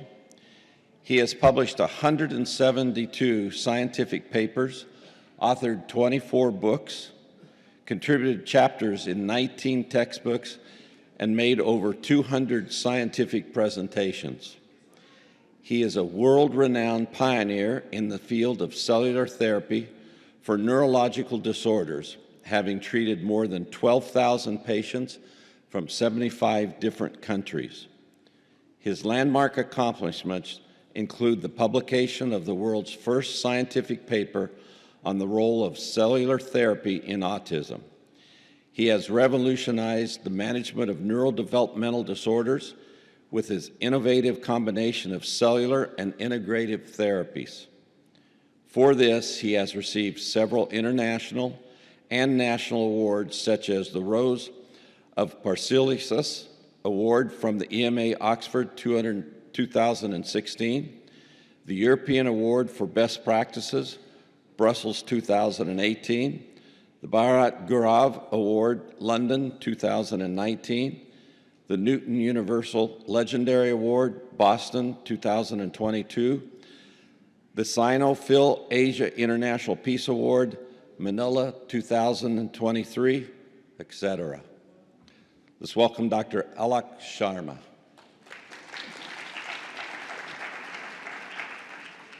This is truly amazing to be in Dubai, to be at this wonderful international conference for autism and neurodevelopmental disorders, but most important, to be able to give a talk immediately after Temple Grandin. What an honor. I had never thought in my life that, one day I'd be speaking after the legendary Temple Grandin. Temple, you're just so amazing. You're not you, your life, your thoughts, your work, your effort is not just an inspiration to people on the spectrum, to their families, but to all of us caretakers, researchers, and doctors in the field as well.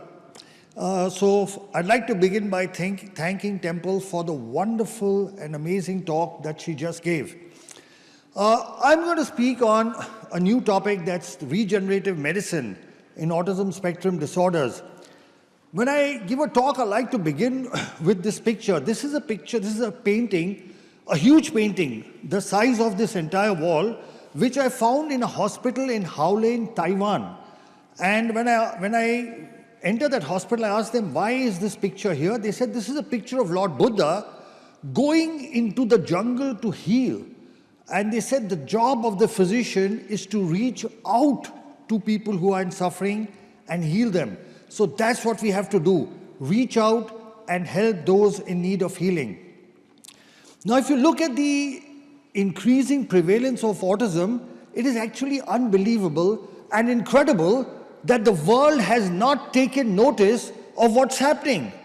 You look and see in 2004, the incidence was 1 in 166.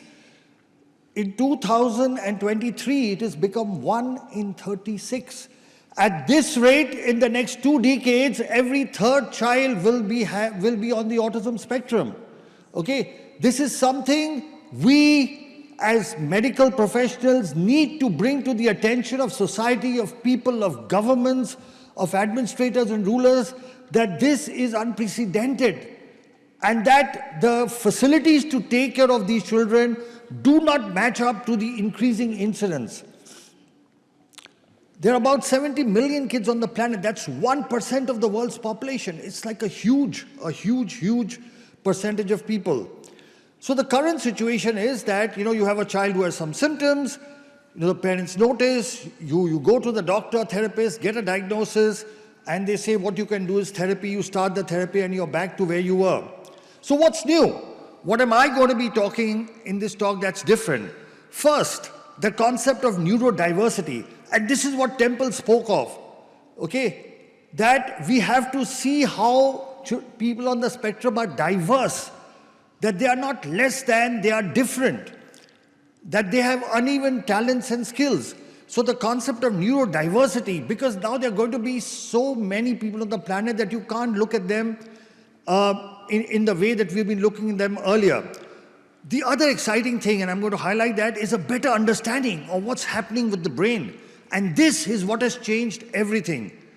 Then the whole concept of neuronal regeneration, that it is possible to regenerate the brain that's not functioning as well. And the concept of multidisciplinary management, and of course the main base of my talk, which is cellular therapy. Now, what is new is that for the first time in medical history, we are now understanding which parts of the brain are functioning differently from neurotypical brains. And we have done scans, we've done a lot of research in this area, and you can see that list: the amygdala, the hippocampus, the parahippocampal gyrus, the cerebellum, the caudate nucleus, the mesial temporal lobes, thalamus, superior and middle temporal poles. So we've actually identified very clearly which parts of the brain are functioning less. We've also identified which parts of the brain are functioning more. Our focus so far has been on what these children can't do. What we also need to look at, which parts of their brain actually are functioning more than what neurotypical people do. And there are actually parts in the calcarine fissure, the Heschel's gyrus, cortical frontal areas that function more. They are hypermetabolic. So we need to understand this as well. And our work has been published in a landmark paper, among the first of it's in published literature in the World Journal of Nuclear Medicine, where we've clearly highlighted which parts of the brain work less and which are working more. Now, what we found here, and this is the only thing that we need to give attention to, because Temple again keeps talking of early intervention. She keeps talking about early intervention, and I'm going to show you the scientific base of the need for early intervention. And that is this. If you look at this graphic, you will see that, you will see that the brain metabolism over the years keeps on declining. So what you see in light green is how the brains of neurotypical kids, the brain metabolism keeps on increasing. Whereas children on the spectrum is the light blue, you can see it keeps on declining. What does this mean? It means the earlier we treat the children, the early intervention is there, the better results, because the later you treat them, the hypermetabolism is actually increased. So the old thinking was that once the brain is damaged, you cannot regenerate it. And the new thinking is it's possible to regenerate the brain through cellular replacement and repair. The other thing that has changed in autism is the concept of multidisciplinary management. So far what would happen is a person specializes in something and then that's all they would offer. So if you're a center that has occupational therapy, you focus on occupational therapy. You have a center that does speech therapy, you focus on that. But what is the need is a multidisciplinary management, which includes everything, all the things listed, and cell therapy, which I will talk about, is one of them. So there is no one silver bullet. The management of autism will be multidisciplinary. So look at that. On the left-hand side, you see a fractured bone. And I ask yourself, will you give rehabilitation to a person with that fractured bone? Would anybody give physiotherapy on a broken bone? Now look at the left. You go to an orthopedic surgeon, you get it fixed, don't you? And now you give rehabilitation. But in autism, we do exactly the opposite. On the left-hand side, the blue area is the hypermetabolic brain. We are giving rehabilitation on a brain that's not functioning optimally, and then we are expecting results of a normal brain. It won't happen. But through cellular therapy, you can see on the right-hand side, the brain has started functioning again. Now, if you give rehabilitation, you are bound to get better results. So cell therapy is a promising new modality where you use healthy cells to replace damaged cells. So that's the brain damage, and you can see that there is recovery. So now look and see what are stem cells. So the word stem comes from the stem of a plant, and just like from the stem of a plant, you can have leaves, fruits, everything else. There are some cells from which all the other cells arise. So the way stem cells work is they multiply, they convert into other cell types, they improve the blood supply, and they release certain positive growth chemicals, and because of that, they repair, they regenerate, and they replace damaged tissue. Cells are of two types. You can be autologous, when you take from the patient, put it back in the patient, or donor cells when you take it from somebody else. There are different types of cells. You can get them from the embryo, but this is very controversial, so we do not use it. You can get them from the umbilical cord. You can get it from the patient itself, from the bone, and that's what we use. They are called adult stem cells, and induced pluripotent stem cells are in the research stage. So we work with adult stem cells because they are safe, they don't form tumors, they have no rejection, they are easily obtainable, and there are no ethical issues. There are different ways of injecting stem cells. You can inject it intrathecally into the spinal fluid, that's what we do, or intravenously, intramuscularly, through the nose or directly into the brain. How does cellular therapy work? We know the main problem in autism is there is hypoperfusion, decreased oxygenation, and problems with the immune system and inflammation. Cell therapy works through both these mechanisms. So here is a small video showing the three basic steps. What we do a bone marrow aspiration with a needle, separate the cells and inject it back. The whole process has only 2 needle pricks. Let's look at a video. There you can see with the needle we are aspirating bone marrow. That takes 15-20 minutes. The bone marrow is put into machines. It separates the cells, and once the cells are ready, with a very thin needle we inject it back. Just 2 needle pricks. And we take cells from the child and put it back into the child. So let's review what the world literature says. So there are a total of 33 clinical studies, published papers, which show a 80% success rate. 33 worldwide papers. And if you see a review of literature, the world's first scientific paper was published from India. It was by us. We also published the 6th one. The others came from China, Italy, America, etc. So this is the world's first paper on cell therapy in autism, which we published in 2014. This was our paper, and it showed 91% of the patients improved. The second paper came from China. Here again, they showed an 88% improvement. The third paper came from the United States by Dawson, again showing 90% improvement. This another paper from the United States by Kimberly et al. Showing 90% success rate. This paper by Martinez from Mexico showing a 95% success rate. This paper from Vietnam by Thang et al., which showed a 93% success rate.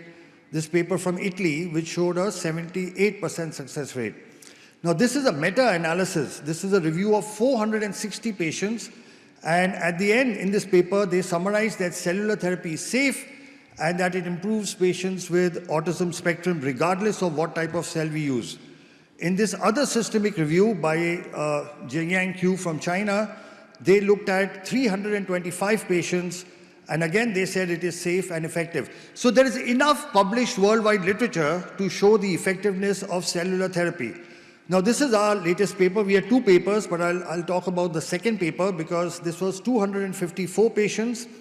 We use autologous bone marrow mononuclear cells. You can see the improvement in the various symptoms, and almost all the symptoms, whether it is social interaction, eye contact, attention, stereotypical behavior, aggressiveness, hyperactivity, self-injurious behavior, sitting tolerance, command following, speech, communication, all these you can see above is the percentage of improvement. And we have scales called ICAN and CARS, and you can see that there was a significant improvement, 94% and 95% in these scales. Now here's something interesting. The results depended on age. So those kids who are less than 5 years, we had a 97% success rate. Between 5 to 10, it reduced to 94. Between 10 to 15, 94 again. And 15 and above, it was 91. So the earlier we intervene, the better results we are likely to get. Here again, you can see on CARS scale, again, 98, 95, 90, 91. So you can see that age affects the outcome. Now, what was the objective proof? Because one is clinical improvement. So in our study, we actually showed objective improvement. So above, this is a PET CT scan where the blue areas are the hypometabolic areas, the areas that are functioning less than normal.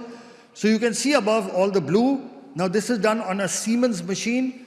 Below, you see 6 months later, and you can see the hypometabolic areas are gone. So this is objective proof.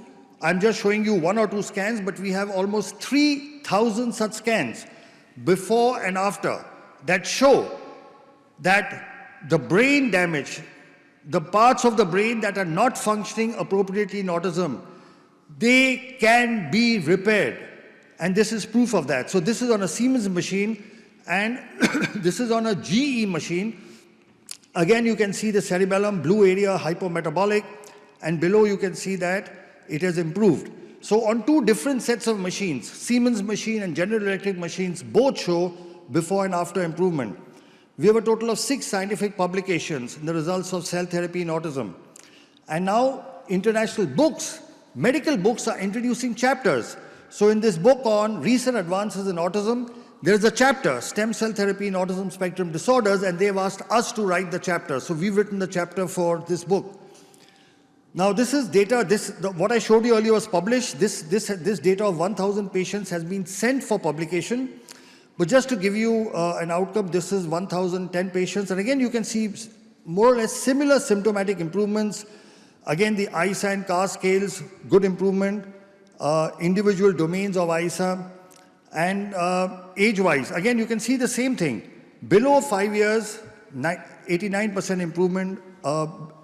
Above 15 years, it dropped to 80%. And this is the analysis. You can see above the blue areas, the damaged areas, and below, after cell therapy, you can see that the brain has got activated. You can again see above and below. So complications. So we've had no major complications. There has been no neurological deterioration, no infection. However, one major concern is that 3% of our patients develop increased incidence of epilepsy when they already had epilepsy in the past. 10% of the patients get a spinal headache which lasts for 1 or 2 days immediately after the procedure, and there was some nausea, vomiting, local pain, etc. Now we've published this as a separate paper. People normally like to hide their adverse events. We've published a paper saying that seizures may happen as an adverse event because there is no treatment which does not have adverse events. But if you know it, you can actually manage it. So we've published this as well. Now I'll just show you a couple of videos. Just if you have little time, so yeah, we have some time. So I'll show you a couple of videos. There are 3 sets of patients from 3 continents. This is a child from America. Father was a cardiologist, mother is a nurse, and he's improved so much. Today, this kid is not only completely off the spectrum, this video is a little old, but he's topping in school and he's doing wonderfully well.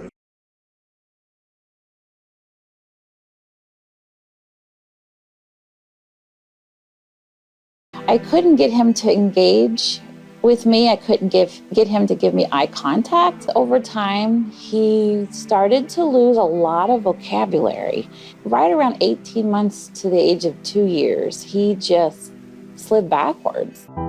He would flap like that, and he would walk on his tiptoes, look at the wall and be talking to the wall. He had problems with eye contact. He'd never look you straight in the eye. He had problems with his speech. Some research and found out about neurogen. And the big question that I had in my own mind was, what is there to lose? And I could not come up with a good answer, and I said, we have to do it.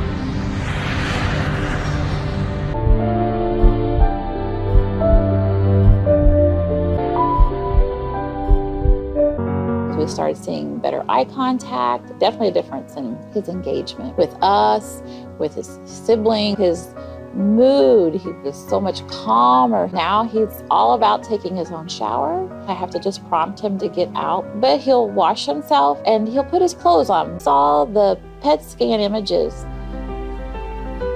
I can't tell you the word, we were just so excited and thrilled.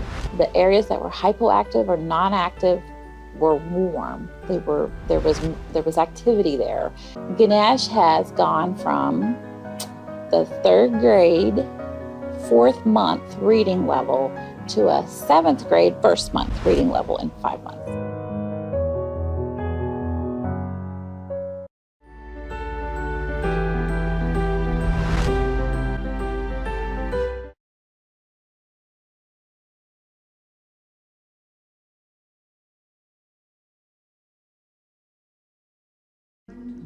And now we have Mercy over here. We went to different doctors, we went to different hospitals, and when I brought it up, they were like, oh, no, don't worry, it's because they are boys, they are triplets, they were premature. I would be walking out and I'm like, bye, and no child is crying, no child is waving back bye. And by then, for sure, I knew that they should be doing that. The children had this behavior of disappearing. In fact, Eric disappeared 3 times in the middle of the night. The biting, the spitting, the scratching.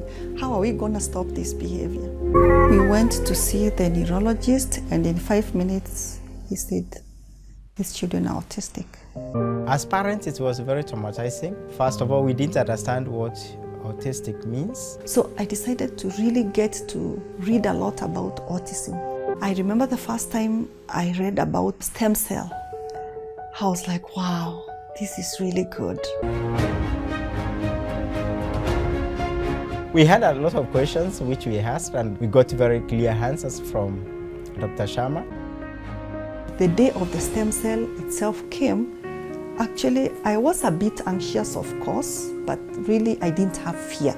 A bit of apprehension, anxiety, of course, as a mother, but I knew they're in good hands. We put a needle in this pelvic bone and then we take out the bone marrow, which is the fluid inside the bone. The pure stem cells, once they are ready, a thin needle is inserted into the lower back. We inject the stem cells into the cerebrospinal fluid. It flows all the way up to the brain. Things that would have taken probably years to be accomplished in my sons, in like 8 months' time, we've really been able to come very far. Just with water. They used to defecate on their clothes, but now they can use the toilet. We've seen a lot of improvement in terms of spitting. The tantrums have reduced. Sleeping used to be a problem before, but at the moment, he is taken to his bed. It takes a few minutes and he is asleep. See my son's cycle. You try to make them understand what it is to pedal, and they couldn't. But after stem cell, when we arrived in Kenya the following day, and we went out, and these guys could cycle.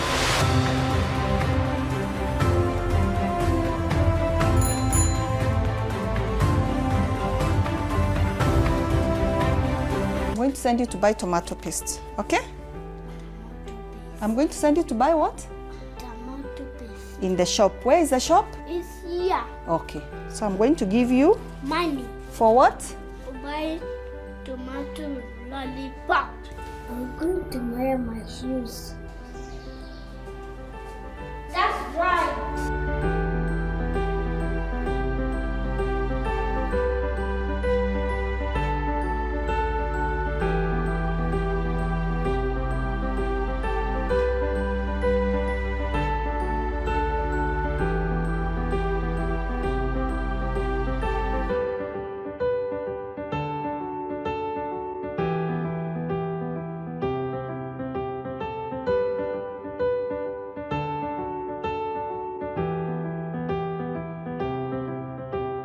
Parents ask me, so do you really think stem cell works?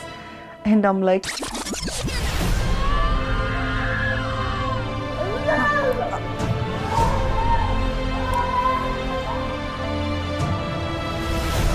I can see changes, I can touch, I can feel, I can smell. Of course, for me, stem cell works. I'll do it until my children get well. So that's 2 stories. And by the way, Ricky's right here. You're going to see him. He's right here. We are short of time, so I won't talk much about cerebral palsy, but this is a paper. It works just as well in cerebral palsy. We've got 15 articles, chapters in textbooks. And that's the brain damage before in cerebral palsy. That's after. You can see the improvement. Then in intellectual disability, it works as well. We have the world's first scientific paper. We've treated more than 12,000 patients from 75 countries, total of 106 papers and 16 books. And I'd just like to share the views of our Honorable Prime Minister. मैं Japan गया, तो Japan मेरे कार्यक्रम में मैंने एक कार्यक्रम क्या जोड़ा, मैं वहाँ एक नोबेल लॉरिएट साइंटिस्ट याकामाहा को मिलने गया। मैं इसलिए किया गया कि उन्होंने स्टेम सेल के अंदर जो रिसर्च की है, मैंने जितना पढ़ा था तो मेरे मन में आया था शायद इनकी एक खोज हमारे काम आ सकती है क्या है। हम गए तो वहाँ गए, उनसे चर्चा की और बेंगलोर के हमारे साइंस इंस्टीट्यूट के साथ आज उस दिशा में हमारा काम हो रहा है कि स्टेम सेल्स के द्वारा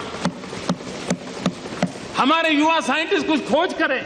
So that is the Prime Minister of India, Shri Narendra Modi ji, talking in Parliament about stem cells. And here is the President of the United States. Today, with the executive order I am about to sign, we will bring the change that so many scientists and researchers, doctors and innovators, patients and loved ones have hoped for and fought for these past 8 years. We will lift the ban on federal funding for promising embryonic stem cell research. Scientists believe these tiny cells may have the potential to help us understand and possibly cure some of our most devastating diseases and conditions, to regenerate a severed spinal cord and lift someone from a wheelchair, to spur insulin production and spare a child from a lifetime of needles, to treat Parkinson's, cancer, heart disease, and others that affect millions of Americans and the people who love them. There's no finish line in the work of science. The race is always with us. The urgent work of giving substance to hope and answering those many bedside prayers, of seeking a day when words like terminal and incurable are potentially retired from our vocabulary. So my conclusion is that adult stem cell therapy that we use may be considered a safe and effective treatment option for autism, cerebral palsy, and intellectual disability. It accelerates development, reduces disability, helps in functional recovery, and improves the quality of his life. We heard the two biggest democracies in the world are India and America. You heard the Prime Minister of India speak of stem cells. You heard the President of America speak about stem cells. But now I want you to hear somebody more important than that. The child you saw in that video, he's right here, Ricky. Ricky, say a few words. Talk to the audience. Thank you. Say something. Thank you, everyone. I like to say thank you for giving me the neurogen stuff which we made.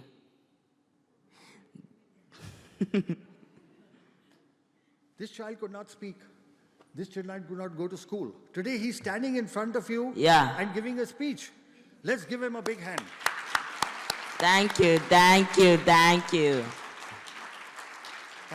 Come. Thank you, everybody. Thank you, everybody.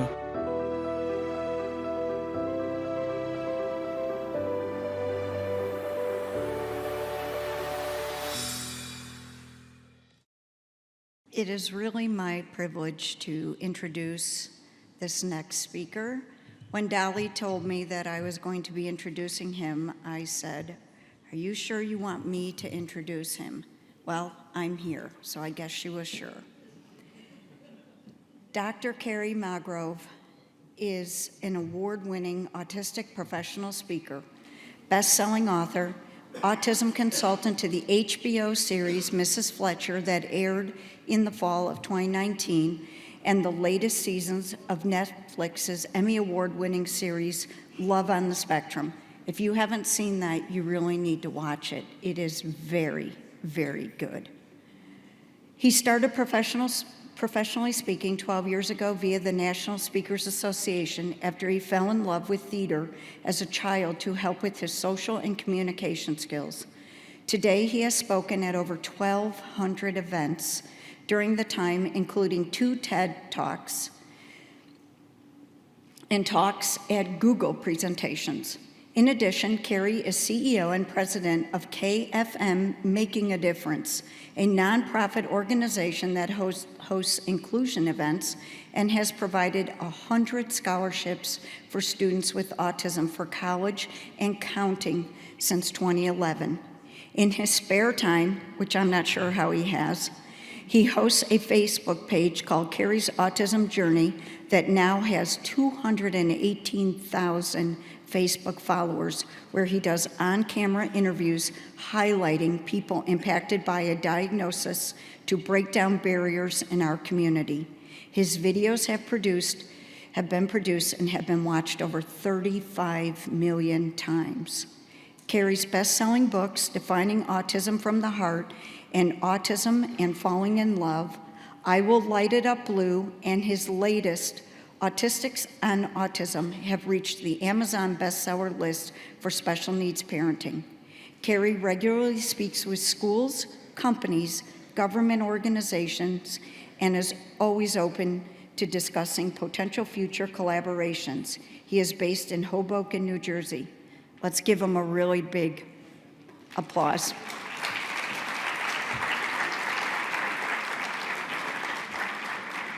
He's got a video that's supposed to be starting.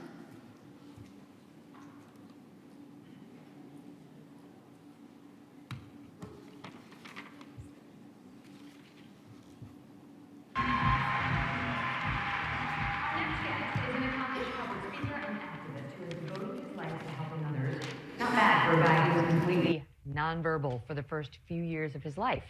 But once Kerry Magro found his voice, he had a lot to say.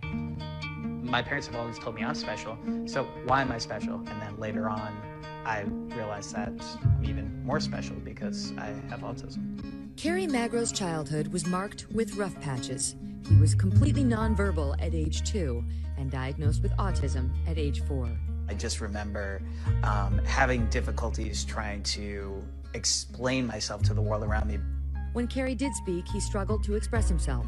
Most of my memories were simply just about that kid who wanted to communicate with the world around him, but didn't have the verbal means of actually doing that. His mother, Suzanne, remembers watching her son have a hard time adjusting to the outside world. He turned 2 and he was scared of everything. He was scared of the water, he was scared of the rain. But as the years went on, Kerry slowly began to find his words. When you can't communicate with the people you love the most in this world about even some of your basic needs, it gets really, really tough. So, but luckily, once I started talking, I never stopped talking. Wow. This is a tough one today. Cindy Hsu introduces us to an autistic man who's spreading awareness and understanding throughout the world. And his latest way of educating people about autism is by making TikTok videos.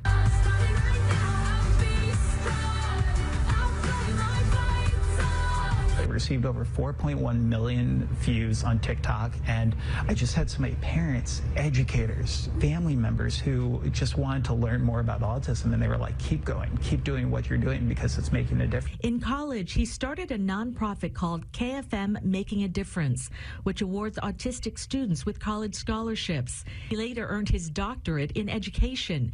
He's now a professional speaker on autism and inclusion. We've gotten inquiries from people from Africa, Canada, the UK, and it's just shown me that we're not alone in this community. There are people impacted by autism across the globe. He's written 4 books. His latest one is called Autistics on Autism.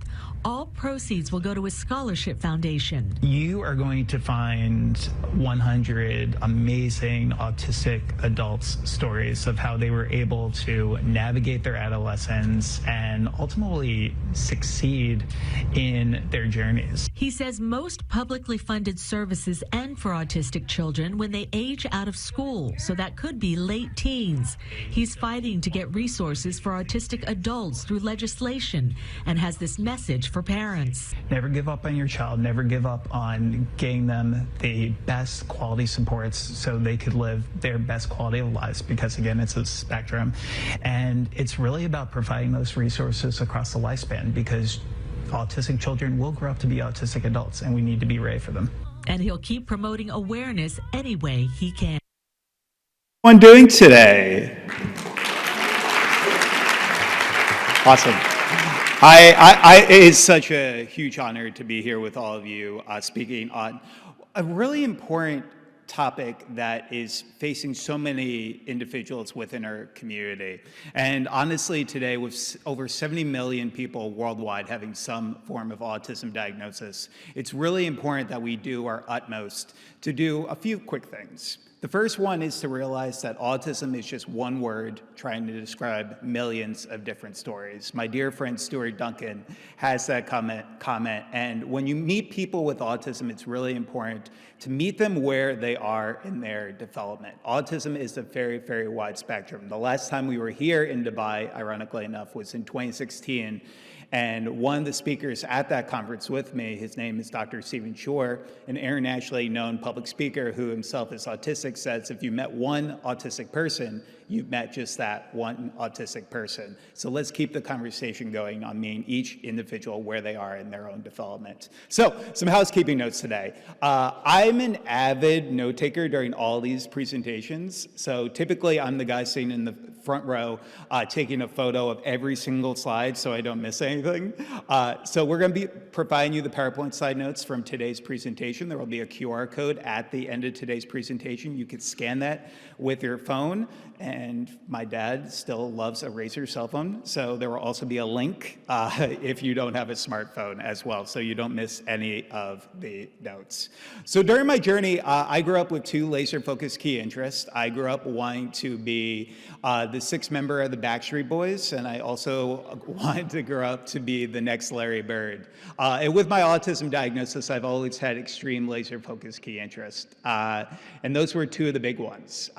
Sports helped me with a lot of my fine motor skills growing up with autism. In addition to having autism, I also have a dual diagnosis of dysgraphia. It's really important that when we meet individuals where they are in their own development, that we look for comorbidities.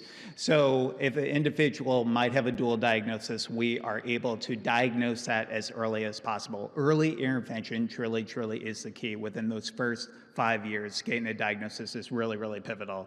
So I took my love of sports to get a degree in sport management at Seton Hall University, where I'm based in New Jersey. Before deciding to change career paths, I realized that those individuals with disabilities make up the largest minority in the United States, and often they are one of the most underserved because, simply put, some individuals in our community have strong support needs and might not be able to advocate for themselves. So it's really important that we do our utmost to try to help one of the most underserved communities in the world today. So I decided to change career paths. I received a master's in strategic communications so I could become one of the first professionally certified speakers who is openly autistic in the United States. It's given me the opportunity to travel the globe in the past 12 years and get the opportunity to speak with so many incredible groups like your own about this topic of autism, but then also diversity, equity, inclusion. One of our big focuses, especially in the past few years, has really been focused on corporate and really focused on helping those with autism find meaningful employment and tapping into one of the most untapped talent pools that employers should consider. So really quickly today, and again, this was a journey, I want you to imagine something really quickly. Imagine not being able to tell your loved ones that you love them. Not being able to speak in full sentences until you were 7 years old. Having sensory challenges to the point where you felt like an alien compared to other people. Being such a picky eater that any time your parents tried to introduce you to a new food, it made you cringe. This used to be my life. When I was a kid, there were so many people who told me what I would never be able to do in this life. They would also tell me that I would have a photogenic memory, that I would be really great at math, and when I turned 21, my parents would take me to Las Vegas with them, and I would win them $88,000 on the blackjack tables. Prototypically, I was considered a Rain Man diagnosis. I was considered a savant, but I was also considered somebody who had a lot of limitations in his life. So what helped get me to where I am today speaking in front of all of you was over 15 years of occupational speech and physical therapy. There's no one-size-fits-all when it comes to our autism community. One of the first movies I ever got the opportunity to consult on was a movie from Warner Brothers called Joyful Noise, starring Queen Latifah and Dolly Parton, based on one of the characters in that film having autism. And Queen Latifah's character has a great quote in that movie where she says, "When things don't fit in a nice, pretty box, you build a bigger box." And that's what we have to do for individuals in their autism community. And my mom, love her to death, she's here with me today, had the opportunity to really create a bigger box for me, and that's why I'm here today. I love you, Mom. So, thank you. And now she's going to be blushing for the next 30 minutes, so I am so sorry for that. But she found what worked for me. She found that occupational, speech, and physical were integral. Using my key interest of being the sixth member of the Backstreet Boys to find music and theater therapy as an integral way of helping me with my sensory processing challenges. Also including reward systems and token systems as a way of helping me build on my self-motivation, especially when I was initially diagnosed with autism when I was 4 years old. And then also positive reinforcement practices. Telling our kids what they are good at the beginning of each day can really help provide a positive mindset for them in their academics every single day, but also their lives as well. And then also self-advocacy. It's so important in our society that we teach our kids about their diagnoses at earlier ages, because I grew up knowing I was special, but not knowing what that meant. So for years in my life, it was just me going to specialized children's hospitals and finding services and seeing kids lining up blocks and lining up their toys. And I was always like, these individuals are special just like me, but why am I special? And it was so life-changing to learn about my diagnosis. So my background today, I would say about 80% of our annual referrals are in speaking with diversity, equity, inclusion groups, employee resource groups, about tapping into this untapped talent pool. Some of the things that you should know is that those with autism, on average, are more likely to stay at a job longer. They are more likely to take less time off from work. And when we talk about the majority of reasonable accommodations, I speak to so many companies, even globally, who say, well, Kerry, I'm not sure if I could actually hire somebody who's on the autism spectrum because I think it's going to affect the bottom line. And a lot of people don't know this. The majority of reasonable accommodations cost absolutely nothing. And when they do, it's typically just an onboarding fee of around $500 to $1,000. So let's start changing the conversation. I took my love of theater when I graduated from college to really just get involved with the entertainment industry. I got to meet a wonderful man named Todd Graff, who was directing this movie called Joyful Noise. And I told him about how theater had an impact on me growing up on the autism spectrum. And he was like, Kerry, would you like to be a consultant on this film? I didn't actually know this was a job that people could get paid for, and I thought I was getting punked at the time, and I thought it was just like a practical joke that my parents kind of like threw at me from like a family friend. But within just a few days, I was working on this Hollywood film with one of the characters having autism, and we've now got an opportunity to work on a wide range of films and TV shows today that focus on autism-related characters, because representation truly, truly matters within our community, and seeing more individuals with disabilities on the screen today. I took my love of trying to support the disability community to start a 501c3 nonprofit organization called KFM Making a Difference, where we provide not only peer mentoring for individuals with developmental disabilities from the ages of 16 to 24, but we also provide 130 scholarships for autistic students to pursue a post-secondary education in the past 9 years. And 100% of our 100 of our scholarship applicants actually wrote a chapter for our book, Autistics on Autism, where 100% of the proceeds from this book that came out last year go directly back to support our nonprofit organization. So along the way, one of my mentees, when I was just starting off my nonprofit, said to me, Kerry, how do I learn more about the autism community from people who are actually impacted by autism? And I didn't have any resources to share with him, really. So I thought to myself, why not write a book? I assumed it would sell 50 copies and be a good Christmas gift for my parents. When my first book, Defining Autism from the Heart, came out, focused on self-advocacy, but within 3 days it became an Amazon bestseller for special need parenting, and it continued to give us a platform to discuss autism within our communities, writing books about autism in relationships, college for students with disabilities, in addition to how we look at this life after lockdown, after COVID-19, and how we could support individuals with developmental disabilities. And one of the most fun things I get to do as part of my job is I get to meet local self-advocates, and I get the opportunity to nurture their self-advocacy. We got to meet this incredible family that I wanted to highlight with all of you today, because it's a unique message that I hope more people in our community can really relate to. So we're going to play this video, and fingers crossed tech works. Yeah. You have two sisters, Rachel? Both sisters. Both sisters. JJ, what do you like to do for fun?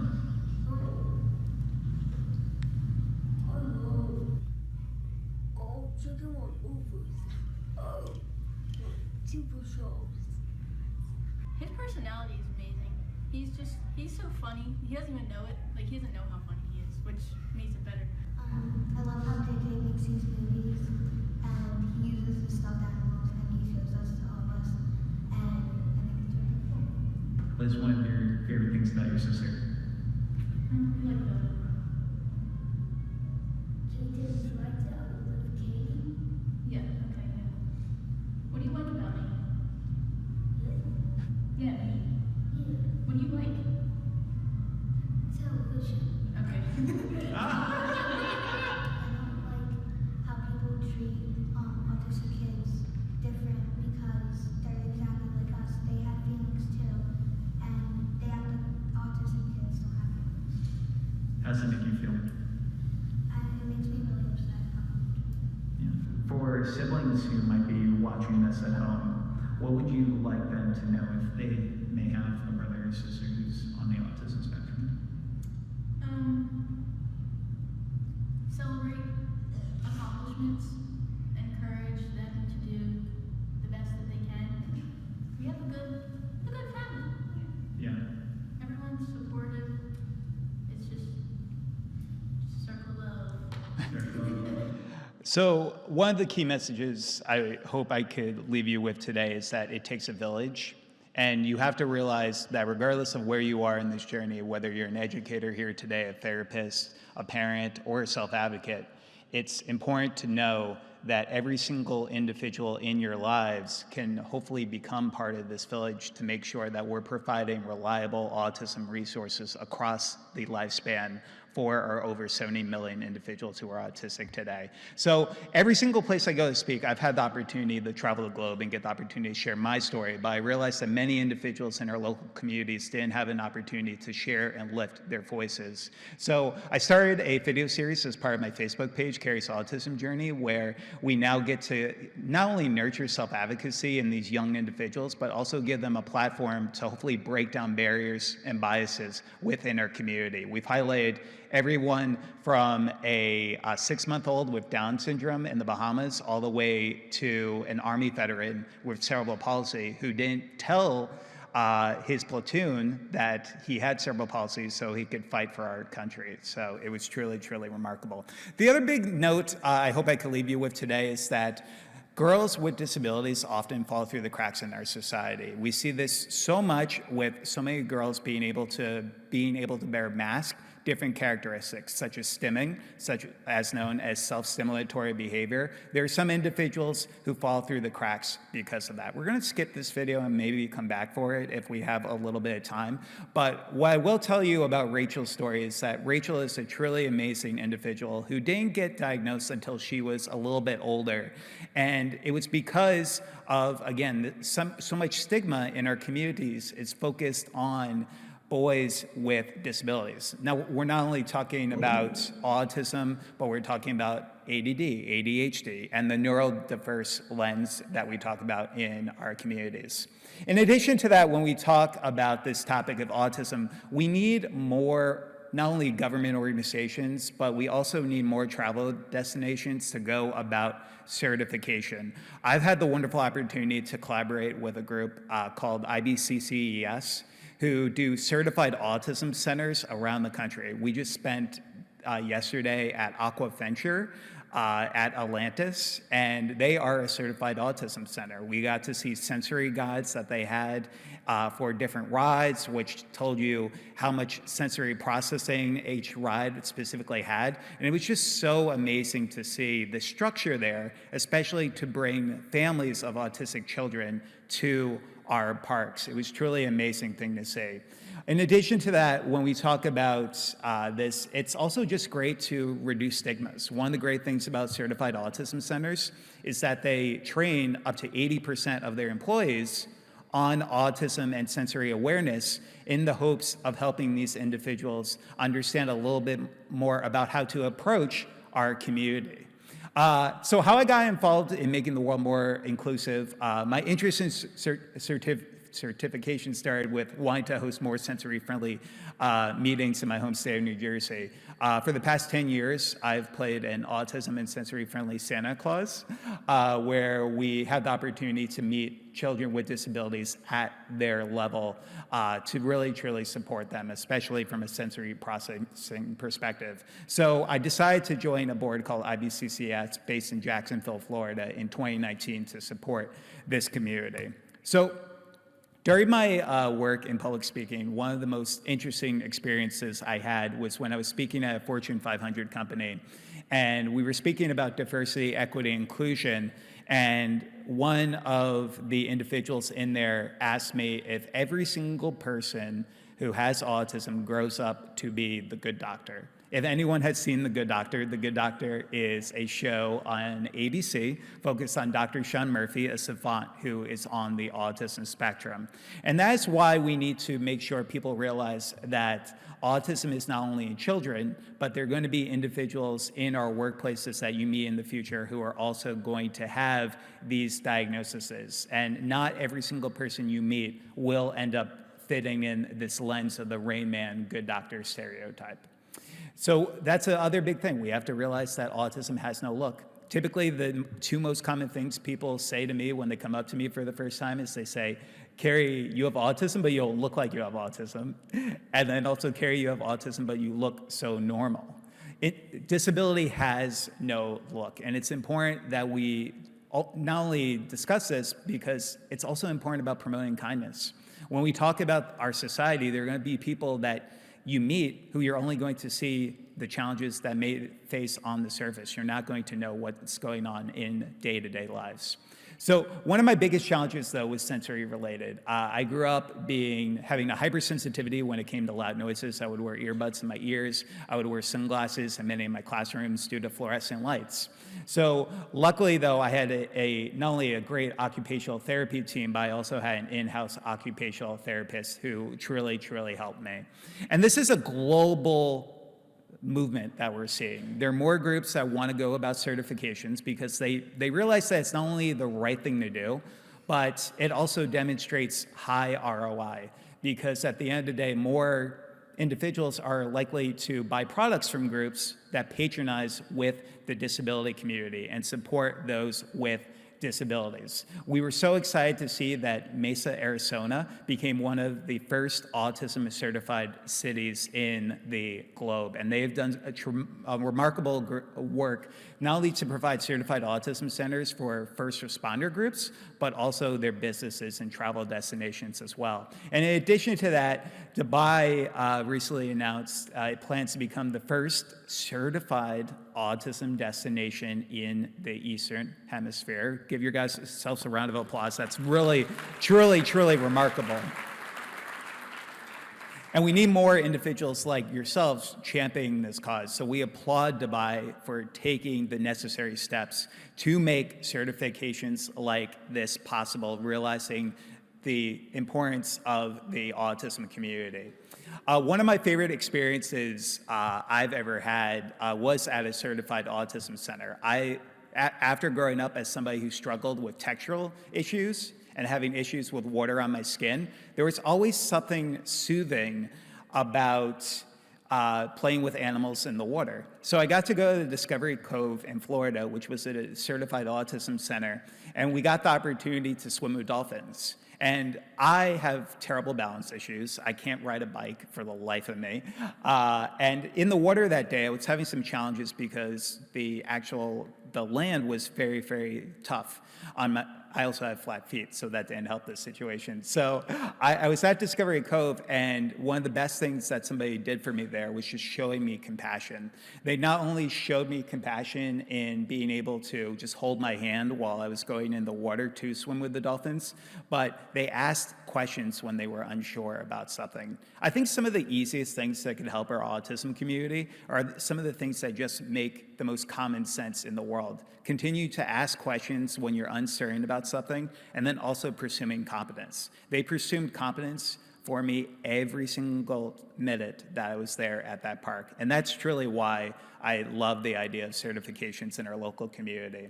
In addition to that, other things to consider, autism and the majority of disabilities are lifelong. While early intervention is the key, those first 5 years are pivotal, we need to realize that people don't cure themselves of having autism. We spoke in Egypt a few years ago when we were laying the pyramids of Giza blue, and I was just talking to somebody about this earlier, and one of the parents asked me if exorcisms could cure autism, and I was like, oh, wow, that's an interesting perspective I haven't heard from before.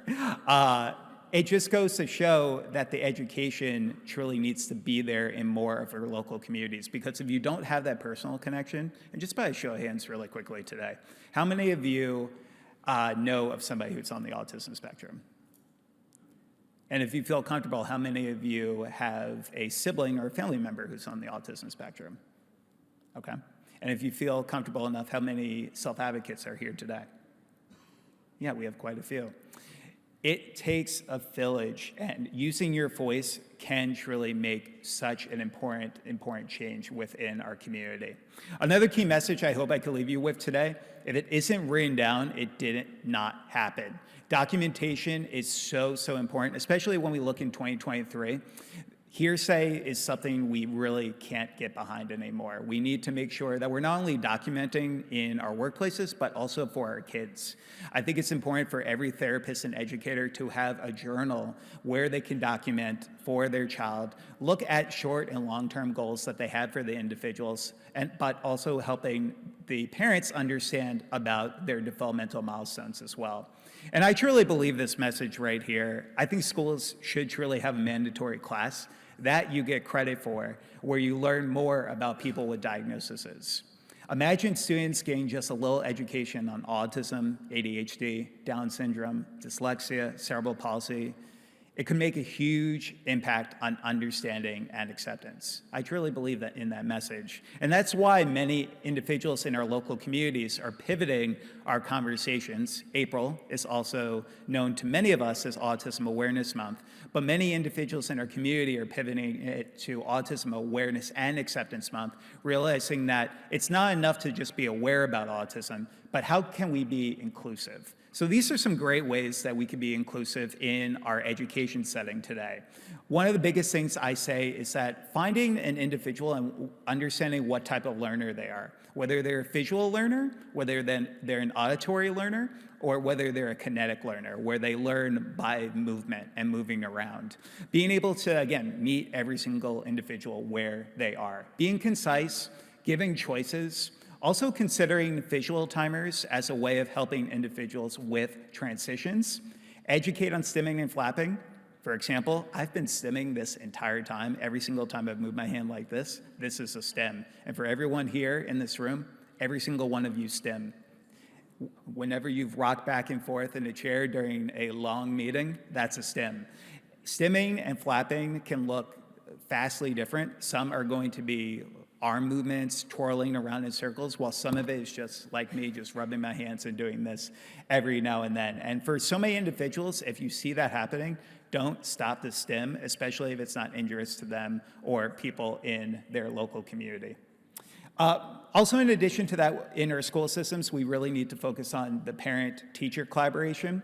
But in addition to that, we also need to realize that mental health is a true priority. We need to defeat stigmas that see autism as a mental health disorder, but we do need to realize that some people with autism have mental health-related challenges and comorbidities. So connecting on people on a personal level, but also researching social emotional learning as well can be really beneficial. Also, in addition to that, consider lesson plans in your schools focused on giving individuals positive peer role models to look up to. We get the opportunity to speak in a wide range of K through 12 schools, where we get the opportunity to discuss, for example, individuals like Michael Jordan has ADD, Magic Johnson has attention deficit disorder, and my favorite on this list, Dan Aykroyd. Dan Aykroyd grew up with two laser-focused key interests. He grew up wanting to be a ghost hunter, and he grew up wanting to become a crime detective, and he took those two key passions to co-write a movie in the 1980s called, does anyone know what the movie is? Okay, sorry, karaoke with us later. We'll be outside during the lunch break. But it's so true. And years later, he would sit down with a reporter and he would say that was because of his autism diagnosis was the reason that he was able to come out with that script. So when we look at some people with disabilities, realize that some people with disabilities are truly capable of amazing things. In addition to that, it's important to rule out as many associated mental health conditions as humanly possible as well. And that was something my parents did for me.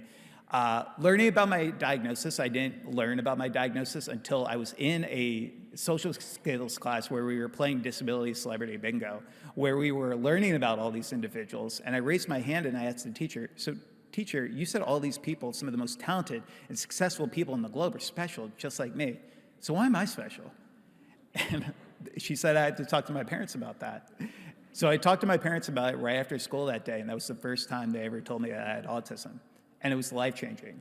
For so many years of not knowing why I was special, everything came full circle for the first time. And I started understanding why I was stimming, why I was wearing sunglasses in many of my classrooms, and everything just came to perfect sense for me. So it's important when we talk about this to have earlier conversations so when our children are in school, they can understand a little bit more about the accommodations that they may receive. Also consider having a dialogue with parents that you may know about the importance of a child's diagnosis as well. So in addition to that, what helped me is we need to emphasize that the key is communication, not speech. There's going to be individuals in our community, specifically where I'm based in the United States, 40% of all autistic people are either non-speaking or nonverbal. But one of the stigmas we have is that a lot of people think that they are unintelligent and have a low IQ. And that couldn't be farther from the truth. Most people on average, especially in the United States who are nonverbal, have an average to above average IQ. So we need to realize that also the key is communication, not speech, but just because somebody's nonverbal does not necessarily mean that they're unintelligent. There's some great global tools that you can use to understand how individuals in your communities communicate, such as the communication matrix. This is a free benchmarking tool that helps assess how individuals communicate within our local communities, from things like pre-attentional behavior, intentional behavior, and then also unconventional, and also helping you understand the differences between nonverbal and non-speaking, because there's a lot of stigmas around that. Nonverbal literally means no noises at all, no babbling at a certain amount of months a kid is growing up. Non-speaking could be something completely opposite of that. In addition to that importance of peer mentoring, I truly believe that every school system around the globe should have a strong peer mentoring program because it just makes sense. It doesn't affect the bottom line in our schools. Typically, it just takes an academic advisor 20 to 25 hours every academic year to put into place to give kids positive peer role models. It not only has been shown to lead to decreases in depression, anxiety, but it also helps from a bullying prevention perspective as well. And then social connections can lead to academic success. We need to educate our schools about the importance of providing more elective opportunities, but also more unified classrooms as well, helping individuals with and without disabilities be able to interact, not only to become more inclusive overall, but to help them have those social connections, because a little awareness can truly go a long way. And then also considering educating around universal design for learning. Lecture style is truly, truly dying in many of our communities. So the importance of getting individuals out of their seat and engaging with them is really, really important. Hey, Mama Mags, how am I doing on time?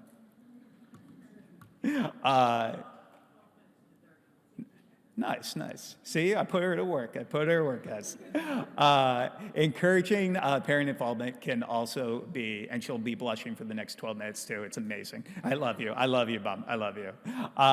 Encouraging parent involvement is really key as well. I did my dissertation. I got my doctorate in education at New Jersey City University, so I could become an adjunct professor while I continue my full-time job public speaking. And I did a qualitative study focused on the perception of resources for parents of children with autism who are in online communities. And what we learned from these semi-structured interviews was the importance of trying to find a village, especially for those who have multiple jobs, for military families who might be traveling a lot, being able to find your village online and seeing that a lot of parents have found success using Facebook groups and other methods of technology as a way of helping them communicate, especially around referrals towards different therapies and supports in their local areas. Also consider in your schools having alumni organizations comprising of individuals with disabilities to educate the school districts about the disability community and what helped them when they were in school. Again, something that doesn't affect the bottom line, and it just makes a lot of sense. In addition to that, creating home safety zones, one of the things that we've loved about the certified autism centers we've seen here in Dubai is that each one of them has a quiet zone or a quiet space. And that just helps so many of us, regardless if somebody has autism and has social and communication challenges or sensory-related challenges. All of us could use a quiet space every now and then. I know I could. And then also considering how we look at visuals, especially for non-speaking individuals, I definitely recommend, especially in local parks that you know, considering advocating with your local governments to look at instituting communication boards as a way of helping individuals who are non-speaking communicate with those who are verbal. PECS boards, also known as Picture Exchange Communication Systems, are something that has truly been very, very helpful for many individuals within our autism community. In addition to that, we need more inclusive events in our classrooms. And I wanted to share a quick video with all of you so you could get a little sense of one of the things that we're doing to try to be more inclusive for the world.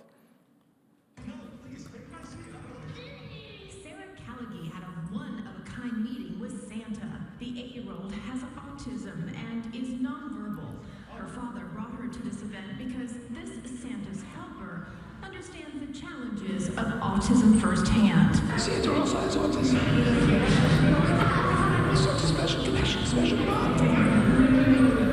The helper is actually 28-year-old Kerry Magro. Diagnosed at 4, his sensory challenges prevented him from visiting Santa as a child. He created this event so others like him don't miss out. This event is more inclusive because we dim the lights, we turn down the sound and try to help them as much as we can. Just does a great job. It just takes his time. There's no rush. Most of the elves and Mrs. Claus are occupational therapists and special education teachers. The team visited with 181 special needs families, including 4-year-old Rusty Marsh. Is this the first time you've seen Santa? Yes. Is it? Yes. And was he a nice Santa? Yes. With 1 in 68 children diagnosed with autism, Magro hopes to inspire more sensory-friendly events all year round. Autism doesn't stop in December. It doesn't stop during Christmas. I want everyone to be happy. Santa says, This is the best Christmas gift of all. this is the 3rd year of the event, and Magro's mom is one of those jolly elves. So the girl in the last slide that said, I want everybody to be happy, we're actually working on a children's book together right now that is going to be focused on autism and sensory-friendly Santa, where I believe most of the proceeds will go back to our scholarship program as well. So it's just important overall when we talk about these sensory-friendly inclusion events. Again, it just makes sense. It gets more people out to our public areas. It also can help build attendance, especially after COVID-19, with COVID-19 hesitancy in some of our areas. If you want to learn more about how you can create a sensory-friendly inclusive event, I would definitely recommend going to this website called paautism.org. On their website, they have a one-sheet PDF where you could learn a little bit more about the sensory considerations you could put into place to make this a reality in your local area, such as being able to turn down bright lights, turn down external noises, and the other sensory considerations as well. Also realize that bullying is such a huge epidemic across the globe. When we were here in 2016 speaking at the Autism Around the World conference, we got to work with the Dubai Autism Center. And one of the key messages that we left with them was that bullying is something that's not only in school-age children. We see a lot of bullying in the workplaces today as well. So we have to realize that this could be a lasting challenge for many in our community. I didn't have the social abilities to defend myself in many cases as somebody who didn't start speaking complete sentences till I was 7. And it's really, really important that we educate our kids on what a friend is, what a bully is, and how to go about stopping bullying, especially for our verbal students. When stopping bullying happened for me completely, I realized what bullies did. So I would role play different scenarios in my classrooms with my teachers on how to stop a bullying, where if somebody said to me, "Kerry, you have autism, but you are so stupid," I would turn around and I'd be like, "Well, yeah, sometimes I do stupid things. Thank you so much for bringing that to my attention." And that literally would stop the bully from actually, because when you don't give them the power over you, we have to realize that bullying simply is just that, an imbalance of power. And when that bully wants the power over somebody else, being able to tell the bully that regardless of what you say, you could hate my guts, I'm still gonna love you anyway, it completely stops that situation from happening. So let's continue those conversations. October is also National Bullying Prevention Month, so it has a global perspective on discussing the importance of pivoting from autism awareness to autism acceptance. There's also going to be individuals in your community who would prefer to be called an autistic individual versus a person with autism. That's really, really important to understand. There's some individuals, especially in our autism and deaf communities, who find validation in their diagnoses. So in addition to that, when you look at things like low functioning and high functioning, it's really, really important to understand that I could speak in front of a room of 300 people like today and be considered quote unquote high functioning. But people don't see the struggles that I'm probably gonna have to deal with tomorrow, recharging my batteries because of being able to speak, hearing the speakers and the loud noises going on. And during that time, I would not be considered quote unquote high functioning. So when you think about this, consider support needs, those who might have high support needs versus low support needs. And like so many of our speakers have already mentioned, just calling the individual by their name and explaining a little bit more about their strengths and associated challenges. So finally, the 10 things that really helped me get to where I am today speaking in front of all of you. The first thing is that we need to make sure that we're providing positive peer role models, that we're focused on the transition period as well. Our autistic kids will become autistic adults, and we need to be ready for them. I've given 2 TED Talks that are available to check out on YouTube, focused on adult autism, where we discuss this in more detail. Role-playing, it just helps everyone. It helps build a structure, not only in terms of mock interviews, dating scenarios, but also helping build on social skills as well.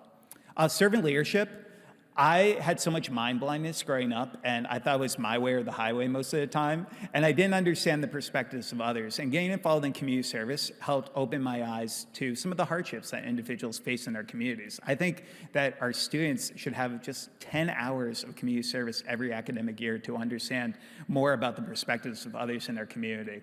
Learning from other self-advocates, you obviously got to hear from Dr. Temple Grandin. She is phenomenal this morning. But continuing to promote self-advocates to give individuals an opportunity to look up to somebody. Peer mentoring, it just makes sense. Every school should have them. Before COVID-19, we were giving staff development for 350 educators in Las Vegas. And we asked them, how many of you have a strong peer mentoring program in your school? And only 3 out of the 350 raised their hands. And I was stunned. This doesn't affect the bottom line, and it's just the right thing to do. Like Queen Latifah's character says, create a bigger box. So when it comes to therapy, you have to meet each individual where they are. But I've seen positive benefits of cognitive behavioral therapy as a way of helping individuals go towards positive thoughts who might have negative thoughts and challenging behaviors. Self-reflection, I think, again, documentation is key for all the educators in the room, but in addition to that, it just helps build on self-awareness for individuals, especially those who are just learning about their diagnosis. Physical activity, as we learn more about the brain, we're also realizing that just 30 minutes of walking a day has benefits on short-term and long-term retention, while also helping with positive endorphins. Also, finding support networks. ICAN is a tremendous, tremendous resource. I hope all of you go to their website after this presentation today and really gain the resources, get their ebook, because they're truly making a difference. And then also writing a blog, because your voice has true power within our community, and it's upon all of us. If I could leave you with any final message, is I hope you can be brave. I grew up being the kid who never wanted to tell anybody about my autism diagnosis because I was worried how everybody would feel when they heard that I had autism for the first time. And now today I go into the companies and they say to me, Kerry, I want to do professional development on autism, and I want to have you speak in my conferences, but I'm not brave enough to kind of talk about autism because it's such a sensitive topic. And with the numbers continuing to increase, not only where I'm from in the US, where it's 1 in 36, but globally, I want every single one of you in this room to be brave, because it's about our community and it's about supporting these individuals across the lifespan. So I like to say that autism can't define me, and I define autism. And I can only hope that regardless of any single journey that any of you have in this life, that you can go out there and you can define your lives and your journeys in the way that you best see it every single day. And if you need any help getting started in these conversations, please stay in touch. Thank you all so much for having me here today.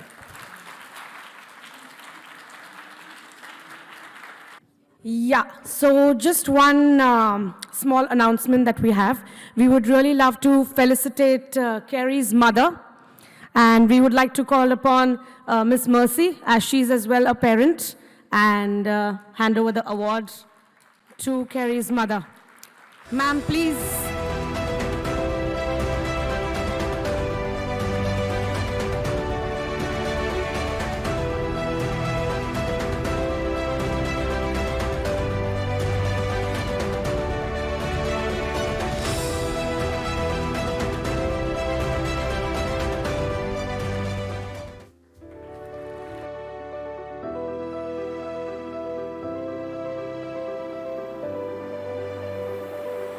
Now, it's a true honor to call Dr. Nadia Al-Saig on stage. She's our chief guest. Please, all of you all, a big round of applause for ma'am. She's the founder and director general of Senses Residential and Daycare for Special Needs. We would really like to felicitate ma'am, as Senses has been the strategic partner for ICAN.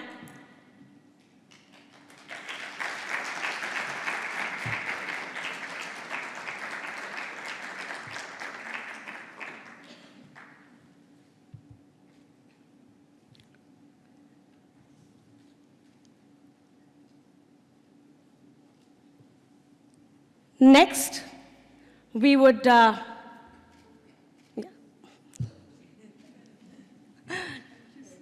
social media.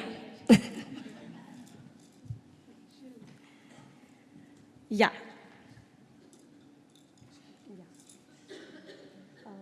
We'll just do a bit of that. Next, we would like to felicitate MENA organization as well, as they as well are the strategic partners for ICAN. A big round of applause.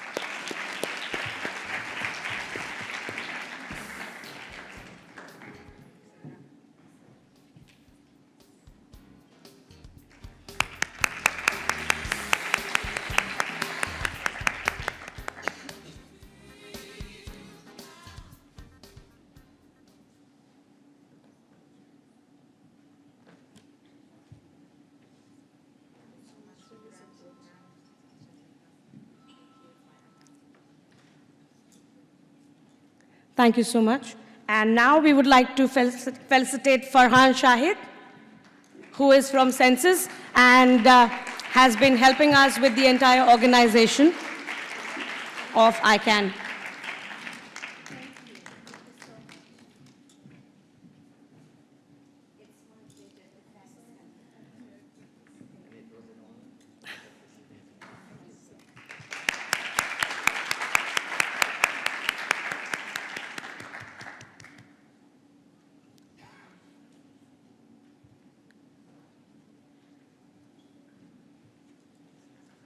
So thanks to one and all for helping us putting this show up. Okay, now I would like to invite Dr. Nadia to say a few words.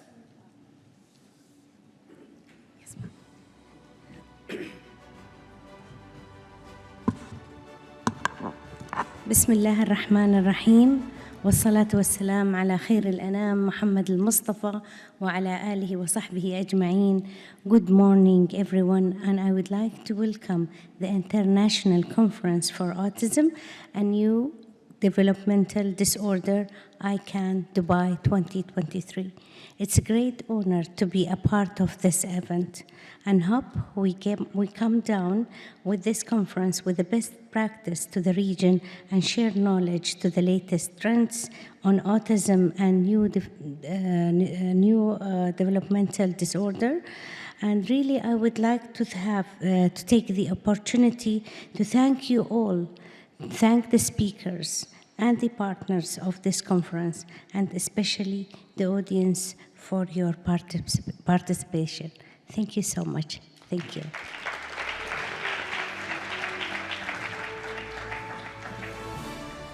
So now we will be inaugurating our book, Treatments for Autism.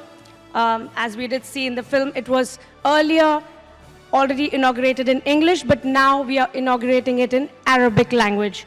So ma'am would do the honors.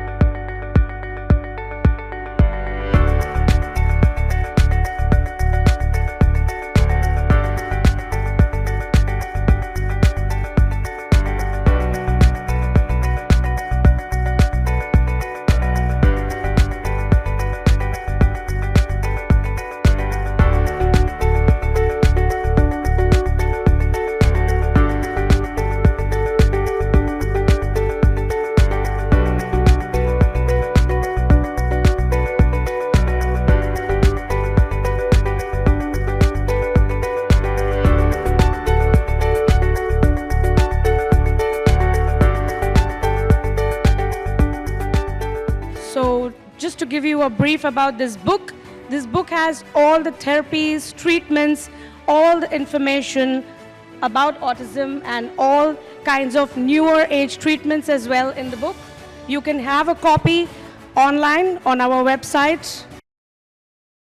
You can request for that, as well as we have English books that are available.